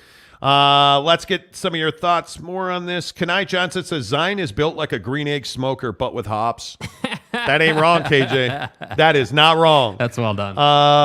Jizzy said, I thought they changed St. George to St. Jizzy. They did. But we just now discussed that. They've changed it to St. Jeezy. Oh, St. Jeezy. My bad. St. Jeezy. I am home more about half the year, and I love notifications. Yeah, I think a lot of people do. A lot of people do. Monty Show got better content between news, including bunch more. I respect these guys, but the questions are, do they do play-by-play? I'll be fine to listen to the news. I just respect you a bunch. Thank you. Appreciate that, man. Really appreciate that. And that's the other thing. Like, again, see, we have these different sections of YouTube where it's like, hey, play-by-play content needs to be handled in a different manner in some respects than live spoken word talk show content. That's two different realms of live streamed content, but one in the same in the sense that you know what you're getting out of Bowler. Yep. Right. I agree. But you also know what you're getting out of us. Like, so you know what you're getting. And I think that the Jazz there's just so much more they could do. Yeah. And I want them to. Darren Jones says, have followed you guys since I subbed on my JJ Gaming 2009 account when my Phoenix team made the finals. You guys are the most enjoyable and knowledgeable cast I've watched. Thank you. Oh, thank you. I appreciate that, bro. Thank you. I appreciate that. Gage said, that's how I came across your show. Typed Utah Jazz in on the search bar of YouTube. See what I mean? Wow, that's awesome, dude. So Thank you. Like Gage is a good example of a Jazz fan that was hunting for Utah Jazz content because what did he not know? Where to get Jazz content. Yeah. So he just did a search like all of us. I do that all the time. And what do you know? Yep. Alex says, Locked on Jazz YouTube videos have more views than videos on your channel. That's cool. Yeah, and I don't have an issue with that. Yeah. Maury Alvarez says, right now, BYU does great at behind the scenes. I look forward to see what they will be doing next year after the move. It won't be the same, but it'll be interesting. I think it's going to be fascinating to see what they do. I think moving to a conference is a gold mine of content. Yeah. Okay. I agree with that 100%. Like, going to the Big 12 is huge. Many things. Yeah, huge. Tyler P., I like that I can interact with you guys. Any other Utah sports person won't even have conversations other than Tony Jones. And what is Tony? The best Jazz guy. Well, and I think Tony does a great job on Twitter of talking to people. Yeah. That's what his strength is. I agree. Kanai says, I can't watch Locked on Jazz for more than 5 minutes. The Monty Show is the only show I can watch or listen to. Oh, thank you. Appreciate that. Brother says, facts, NY Monty fan. I don't know. Yeah, I agree. I think he said something about watching and paying and all that stuff. Let's see. Ruff's official says, I like listening to your show, but you guys get too butthurt because people have different opinions than yours. No, you just say ridiculous things that most people find repulsive. Yeah, which is fine. It's your brand. We know what you're getting from you. We know who you are. That's fine. Let's see. LaPointe versus La Frontiera. Who you got? Smothered burrito debate. Let's go, Ron says. Ooh. That's tough, dude. La Frontiera is very difficult to beat. Yeah. And if we're doing smothered burritos. Well, I mean, obviously Taco Surf in L.A. is where it's at. But who does the best Cafe Rio? Yeah, that's kind of Cafe Rio's bread and butter, doing smothered burritos. But they don't shimmy it. You know what I mean? So they're not. They don't. They don't shimmy it. They don't, I agree. Keaton Critchlow. The EPL clubs do a great job. Liverpool does an all inside access for a lot of their big games, and they are a huge success and a blast to watch. They really are. I love Chelsea. I'm a huge Chelsea fan. Kanai says, what about Chubby's smothered burritos? I didn't even know Chubby's has a smothered burrito. Sounds good to me. Yeah. Eric C. says, rough popcorn. Sometimes I feel like if Monty's opinion or everyone in the chat's opinion is different than yours, they're wrong and stupid. Sometimes you got to look in the mirror. That's the thing I don't like. You can't call people stupid and you're an idiot. And everybody has an opinion. And everybody is entitled to their opinion. And those opinions are valid because that's what they believe. So they're not stupid just because you don't agree with them. But there's a line. There is very much a line. San Diego State says, when the Board of Regents makes its decision, San Diego State likely leaves the Mountain West. I'll be here to get your opinion and insight. College realignment is how I discovered you. Many other reasons I've stayed. Oh, hey, man, appreciate that, bro. San Diego State, I think, is going to leave the Mountain West. But we'll see how the Mountain West reacts. But I think you're spot on with that. Hey, the decision's going to impact many, many schools. Again, which is why Utah fans should be here. Yeah, totally agree. Let's see. I already read that one. Eric C. says, different opinions are great, Ruffs. They are. They're huge. I think it's just... Well, it's just the essence of sports talk. Like, again, there are things that we disagree on, but there are also things we agree on. So to me, it's like and that's really, and this is a greater conversation, different day, different show, whatever. That's one of the biggest things we face, though, in our country. I really do feel like even if you're talking about seasonings at the store or at Barbecue Pit Stop, and it's like, oh, well, that seasoning's better, and if you don't like that, you're stupid. Yep. Like, that's the biggest thing we face right now, I feel like. Yep, totally agree. By the way, how many people know that there's a Hard Knocks in season? Great question. How many people know that? It's on HBO, and you can get it, and it's the Arizona Cardinals, by the way. Kanai says, I do get notifications for the Monty Show. Appreciate that. San Diego State says, yep, Naughties are on for you guys and for the Suns. I appreciate that, man. Gregory Hale says, streaming the Jazz would be great. Same reason I'd love streaming for Utah football. Would be phenomenal. Dude. Yeah. Jeremy says, I've stayed because of the Caruso hate. The loud Subaru through national parks, text messaging breakups. Oh, yeah, and actual good sports talk. Thank you. That's amazing. All right, I appreciate everybody commenting. Eminem says, local radio in Salt Lake is below average. Thank God for the show. Thank you. Appreciate that. Blake Phillips, Monty is such a talk-down-his-nose-minded person. Yeah, I totally am. I'm such a dick. It's amazing. Why are you such a douche? You know, like, how do you do it? Like, I'm a donkey. Yeah. Giggity said, do smothered burritos have chicken, Jake? Does any burrito have chicken? What kind of question is that? Is there anything other than a chicken burrito in Jake's life? Is that? I'm going to Chick-fil-A or Super Chicks or whatever and getting a chicken burrito. You know that. Yeah. Kay says, he is right. That's how I found your show. Loved it. Great show. Thank you. Appreciate that. Maury says, La Frontiera, I always have them smother their French fries are amazing. I love French fries. Yeah. Oh, my God, I love French fries. Gregory Hale says, I love this show, though. I think you favor BYU at times. It makes Utah football content that much better when it's discussed. Well, that's fair. It's fine. Now, it's cool. Greg Romano, I love this show, though. I think you favor Utah at times. It makes your BYU. See what he did there? See what he did there? Well played. Speaking of the content you're really here for on the Monty Show at 9 o'clock, presented by the Advocates, UtahAdvocates.com. Let's get Ruff's official involved in the show and talk about Doug Ducey, the governor of Arizona, real quick. Hey, look here, man. If I show you some photos, this photo right here, what do you guys think this is a picture of? Well, clearly some shipping containers, obviously, like some metal plates. Yeah. The patented, would you believe spray painting. This is the same picture? That's the border wall. And Arizona Governor Doug Ducey is using shipping containers stacked too high and oftentimes welding metal plates between the wedges. Yes, you did.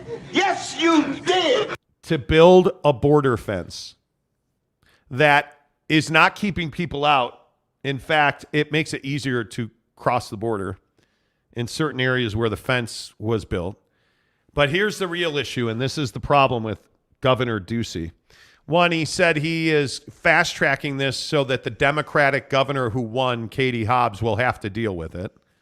So he admits that part of it is just spiting the Democrats. Two, the people who are building this container wall have not taken into consideration the land that they're building on and the reason why the fence was not built in the areas where it was not, which is because it's sacred tribal burial grounds. And so they thought just taking a bulldozer to those burial grounds was fine. And putting this on top of sacred burial grounds, which I'm amazed by. Yeah. I'm amazed by this. Do we have a problem on the border in Arizona? Yes, I live there. Trust me when I tell you. There's an issue. There is an issue with crime and people coming over the border. Yep. Is this the answer for it? No, it's not. This is a multi-million-dollar disaster for the state of Arizona. And nobody can stop it because Doug Ducey is the outgoing governor. And there's no reversing the damage that was done to those tribal lands. And there is no reversing the fact that they have. So there is a certain jaguar population on the border between Mexico and Arizona that's endangered, that now they're saying is on the verge of extinction because of the disruption from these shipping containers. So he's hurting the economy. He is hurting the tribal community. And he is hurting the ecosystems that exist in these areas. They can't migrate. It's a migration issue. And he's doing it to spite the new Democratic governor because he knew the Democrats were going to win the state. And this is the stuff that I don't understand. Yeah, and I think it just speaks volumes to the lack of character. It's remarkable to me. It is remarkable to me that this is what we're doing. It's embarrassing. I mean, again, I'm not disputing that there's a border issue. There's clearly a border issue. Oh, no doubt. What I am disputing is that taking old shipping containers that were just chilling and repurposing them for this is one of the stupidest things I've ever seen. Even for a Republican, it's one of the stupidest things I've ever seen. And I think that I'm cool to have conversations about repurposing stuff. I think that that's a conversation that we got to have more. But again, you're not doing this to repurpose shipping containers. You're doing it to spite Hobbs, and that's what I have an issue with. And really, at a deeper level, you're not respecting the wishes of the public. You're not respecting the wishes of the people who founded the state. You're not respecting the wishes of the people who do so much for the state of Arizona. We look at the tribal community as a blight, or they're human beings. Yeah. And you just dug up their ancestors to drop shipping containers to spite the incoming Democratic governor. You're a douche. Like, what are you doing? That guy's definitely a douche. It hurts my head. It's painful, dude. And I'm so glad we don't live there anymore. So everybody that was ball busting me about being a Republican, and yes, I'm a registered Republican, this is not my Republican Party.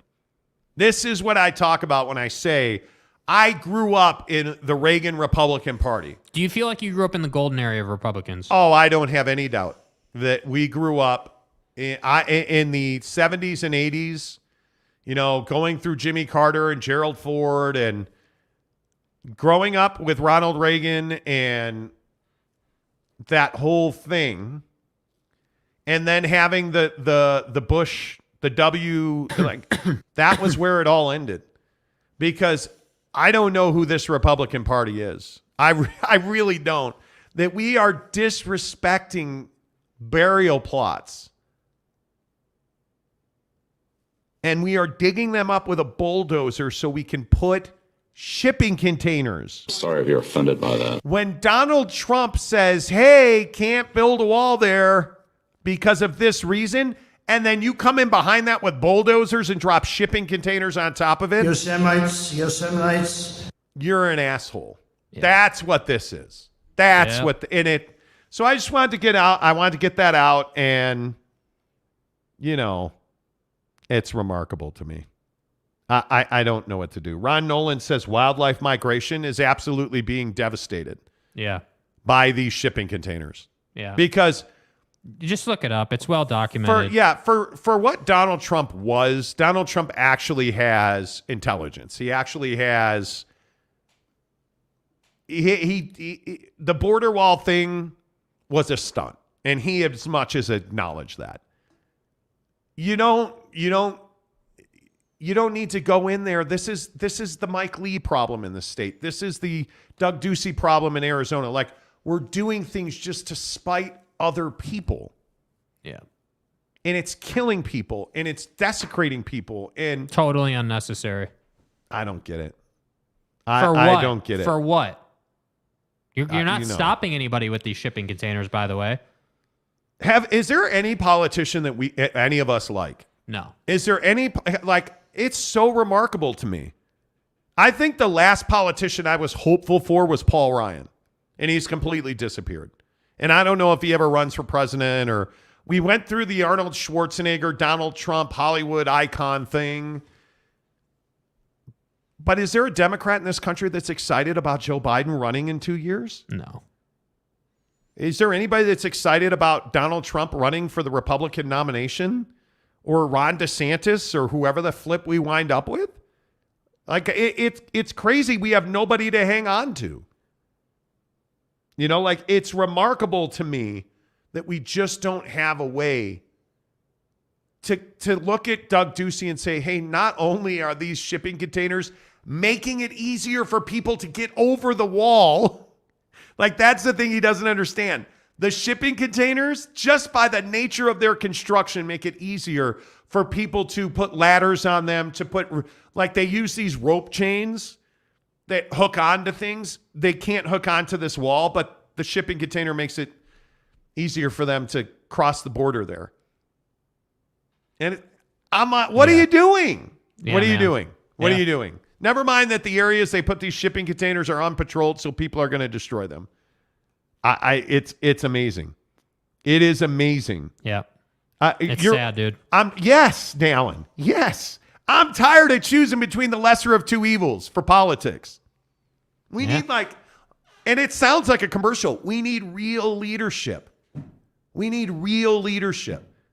The issue at the border is a humanitarian issue. It's not a political issue. Where's Harvey Dent when you need him, you know? Right? Like, you need somebody that cares about human beings. Yeah. And to his credit, Grandpa Joe Biden, I think, actually cares about human beings. If we learned anything through the Brittany Griner saga, it is that he did the right thing for American citizens by making that swap. Right now, all the things that have come out about it, we now understand that, according to Donald Trump, by the way, did you guys see this? He had a deal done for the same arms dealer, to get Paul Whelan out of Russia, and Donald Trump said yesterday he refused it and that he was not going to do it, even though he had the opportunity to do it. Uncle Joe's a terrible president, though. And so it just undercut all of the arguments of why didn't you do it? Because the Russians weren't offering that swap. Because if they had offered Joe Biden that swap, Joe Biden straight up said we would have done it. We would have done it. They didn't offer it. It's amazing to me. It's not a Republican problem or a Democrat problem. This is an American problem. Yeah. Donald Trump wasn't a crappy president, and Joe Biden's not an elite president. Both of them are crappy presidents who don't represent me, the 49-year-old, and I think I speak for you that they don't represent you, the about to be 29-year-old. Facts. How can they possibly represent the 18-year-old kid who's coming into real life in this world? Facts. I'm so fed up. Oh, my God, I'm so fed up. Yeah. Like, it's just... Yeah. It's brutal. And you look at the World Cup in Qatar, this Grant Wall situation, where Grant Wall, the soccer writer, drops dead. Oh, it's bronchitis, they're saying. He had bronchitis. And that made him instantly stand up and drop dead. Maybe it did. Maybe it didn't. I don't know. But he was arrested and detained for wearing a gay pride shirt to represent his brother who is homosexual. And all of a sudden, the guy just drops dead? Like, it's crazy how many people... Drop that motherfucker. The new estimate is over 1,000 people have died in the lead up to and during the World Cup in Qatar. Nobody cares about that, though. It's crazy. Just as long as Qatar gets its money. It's crazy. Like, I just don't... Where we are in this world, I don't even... Yeah. I don't even know what to do with it. I really don't know what to do with it. And... whether it's Ukraine, whether it's that we don't solve issues at home, we go fight battles in Ukraine. We don't worry about homelessness because those are all just dirty scumbag people living on the street, which they're not. We don't try to help homeless people. We don't want to make American lives better. Like, we're all upset because it wasn't our idea to forgive debt, or like we're all upset because of the border wall. Like, we can't all get together and say, okay, we have this crisis at the southern border. How are we going to fix it? Mm-hmm. Well, I don't know, because we're Republicans and you're Democrats, so we're not allowed to work together. What now? Let me tell you what now. Watch this fiasco that's going to be this spending bill that's about to come up. How many fingers are going to be pointed across donkeys and elephants? Yeah. And who's going to suffer for it? All of us are going to suffer for it. All of us. This supposed recession that's coming. Mm-hmm. It's been coming for a year now. Still not here. And inflation's coming down, but none of the Republicans want to tell you inflation. They don't want to talk about gas prices. Democrats don't want to talk about, all the wild, housing stuff. No, they want to talk about that. It's your fault because it's their fault, so it's our fault. Yeah. That the price of food was what it was and remains high. Yeah. And Joe Biden wants to talk about gas prices, and Donald Trump wants to talk about the stock market, and none of us want to talk about the fact that we have real issues that are affecting Americans and we need to fix them. Yeah. That's what my frustration is. So whenever he was like, oh, you're a liberal, and the liberals are telling me that I'm a neocon. It's like, a neocon. Shut up. Somebody on Twitter the other day called me a neocon. You're just another one of those guys that listens to Tucker Carlson and spouts his opinions. I haven't watched Tucker Carlson's show in years. Yeah. And it was over Joe Rogan and The Rock. That's how we got to that point. It's so dumb. It's so dumb. It's amazing to me that all of that happens. Yeah. Which is to say, can we talk about what food you like to buy at Costco? Because I got to tell you, last night I had the most amazing enchiladas. Mrs. Monty is dealing with this broken arm, right? Yeah. So we went to Costco and she bought soup, one of their veggie soups, and I got a pan of enchiladas. Oh my God. Those enchiladas cooked in like 45 minutes and they were so good. Rotisserie chicken enchiladas. Bomb. Amazing. But I will say, their prepared food case, whether you buy a whole chicken, I've had their wings. Their hot wings are amazing. Mm-hmm. Their mashed potatoes, their macaroni and cheese. My favorite prepared food there is the street taco kit. Yeah, so good. And it's reliable. It's bomb every time. The creme fraiche. Yeah. Oh, every my time, God. dude. Every time. It's so good. It is so incredibly good. Yeah, I mean, I think contenders are the chicken pot pie. Every time you Really know it's good. going to be bomb. Really those good. enchiladas, I've had them before. Excellent. I would even say the tortellini you can get at Costco is phenomenal. Obviously, Costco pizza, to me is one of the best value buys in the pizza market. But I'm not buying that over Papa Murphy's. Clearly, to me, like Costco, what Costco does, Costco is really good at giving you like above mediocre prepared food that tastes bomb. Yes. Maybe not nutritionally Above great, mediocre. but above mediocre that tastes bomb at a really good price that could feed your family. So like, that, like, again, pizza. Papa Murphy's pizza to me is the best pizza on the market. And I think that like I now am in a place where I would never order a delivery pizza. I would always pick up. And again, even if they weren't advertising on the show, I would still do it that way because I do have a smoker and I do have like ways to make it really good. I don't know that I could ever order like I would never order what I call Domino's. fast food pizza. Yeah, I Domino's or couldn't Pizza do it. Hut or like even the pie. With all due respect to the pie, like I like Papa Murphy's that much, but I know as a kid when I was going to high school, that was one of my favorite things. Mountain Dew and like 5 Costco pizzas with everybody. You know what I mean? Like that's what we remember Costco for. We used to Sunday NFL prep when I worked at Sporting News Radio. Yeah. Justin Hintz, my producer, would come over. We'd watch the Packer game, and I would hate it because he's a Packer fan. But we'd get like 3 or 4 Costco pizzas, and we'd have a bunch of people over to watch football. And we would prep for the show on Monday. He'd book a bunch of guests. I'd watch, take notes, all the stuff. But I don't think I could eat a Costco pizza right now. It's way too greasy. Yeah. And now I'm a pizza snob because Papa Murphy's is so good. Yeah. So I don't know that I could do it. But my point is at Costco, though, the question is, what do you get at Costco? Like as a kid, that was one of the things we always used to get. Jaron Eccles says chicken bakes are bomb. Chicken bakes are phenomenal, dude. Phenomenal. I agree. Ruff's Official says Monty is an expert on hostage negotiations, border security, and economics.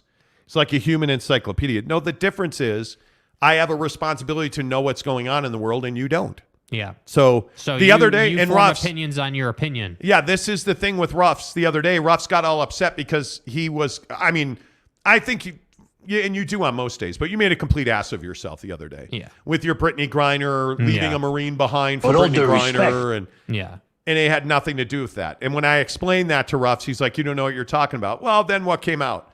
Oh, yeah, actually, that's exactly what happened because I did my homework. Yeah, and your boy Donnie didn't do the deal. So how much of an ass do you feel like now? Like, come on, dude. But that's one of the things about this show, and I'll get back to Costco in a second. We actually do a lot of work to make sure we know what we're talking about. Yeah, we do the homework. We call people. We are voracious readers. We read all the time. Like, we talk to people about the Jazz. We talk to people about BYU You're not going to and catch Utah. us rolling out a Brittany Griner bit and not being educated on the Paul Whelan situation or who this Victor Boot guy or like, come on, dude. The thing that Ruffs was referring to the other day is his take was, I can't believe they left a Marine there and brought Brittany Griner home, which is what about 98% of people were saying until it came out. The Russians never offered Paul Whelan to come home for this arms dealer. They said they would never do that. Or unless you're Donald Trump and you decided not to do that deal. Well, and by the way, Donald Trump released a statement over the weekend saying that the Russians offered to make that trade. The Russians have said they never offered that. Yeah, well. They said we are never going to give Paul Whelan back. They claim that they caught, Paul Whelan's a former Marine. He was dishonorably discharged from the Marines, and he winds up working in security, like essentially data security. And the Russians claim that Paul Whelan was caught red-handed taking a thumb drive that had sensitive information on it. And they arrested him for espionage. Is that true? I doubt that's true. I don't trust anything the Russians say. But all these people that want to say, hey, they should have taken Paul Whelan and left Brittany Griner there. That was never an option. Do you not see now that Brittany Griner is in perfect health? That Brittany Griner lived comfortably. And why did the Russians do that? Because they knew they were not going to have her long. And they knew they needed her to be in good health. And they needed her to say good things to make this swap. It was never offered. Paul Whelan for Boot was never offered. No, I guess not. So Ruffs got all upset the other day when that happened. And it was not a thing. I don't think anybody would take a guy who's been in a Russian prison for years now and leave him there.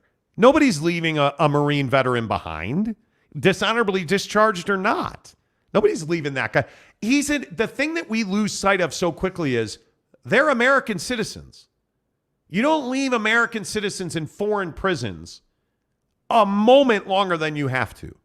So the idea that you got Brittany Griner out doesn't mean that you chose to leave Paul Whelan in. Yeah. That's my biggest issue. Luis Capazzo says, have yet to have a bad prepared food from Costco. No, they're all tasty. Agreed. They ain't saying they're good for you. Gregory Hale said, my son literally said, Dad, I'll go to Costco if it's a sample eating time. He hates grocery shopping. Oh, my God. My guy.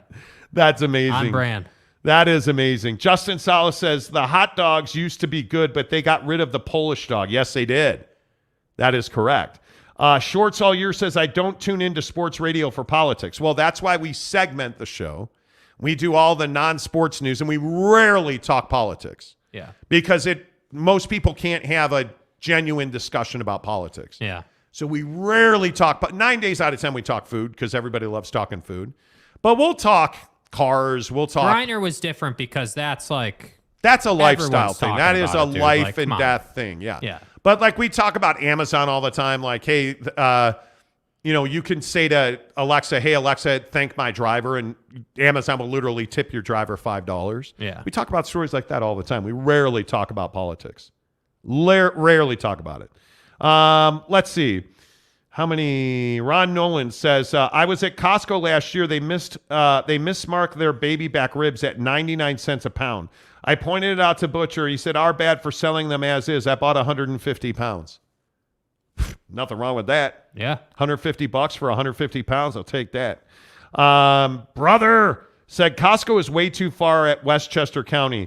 That's why I'm going to way closer here at the Bronx. BJ's are the same as the Costco's. They have the pizzeria, Dunkin' Donuts, and prices are cheap. Man, I love donuts. Dude, I would smash donuts right now. I love donuts. They're way too good. Let's see. Eric C. says, an American is freed and Americans aren't happy about it, which is crazy. Yeah, it's classic, isn't it? It's crazy to me, which I don't understand. Little Jizzy says, yeah, let's trust what the Russians say, right? Yeah. You know what I mean? Like, come on. Real credible dudes there, right? Come on. No. Yeah. Come on now. Jaron said, did you guys talk about Rudy breaking the unwritten rule in basketball? Wanted to hear your take. Yeah. Yeah, we did earlier in the show. Shouldn't have, but what are you going to, the problem is the young guys These young Thundercats Yeah. coming up, they don't care about unwritten rules. They don't. They just don't care. You know, like it just doesn't matter to them. Yeah. That's the problem. For me anyway. The Monty Show presented by our good friends at The Advocates. Make sure you check them out online, theadvocates.com. Always good to be with you, folks. Appreciate you guys being here every day. Please give us a thumbs up before you leave. Where are we at on thumbs up today? We are at 80 likes. So if 20 of the 84 people here give us a thumbs up, that'd really help the show. Appreciate you guys. Back tomorrow. We'll have a Jazz Pelicans preview for you. Of all kinds of good stuff. Yeah. By the way, BYU has a bowl game coming up. You know. Hoping the Fano brothers will join us this week. So until tomorrow, say goodbye, Jake. Goodbye, Jake.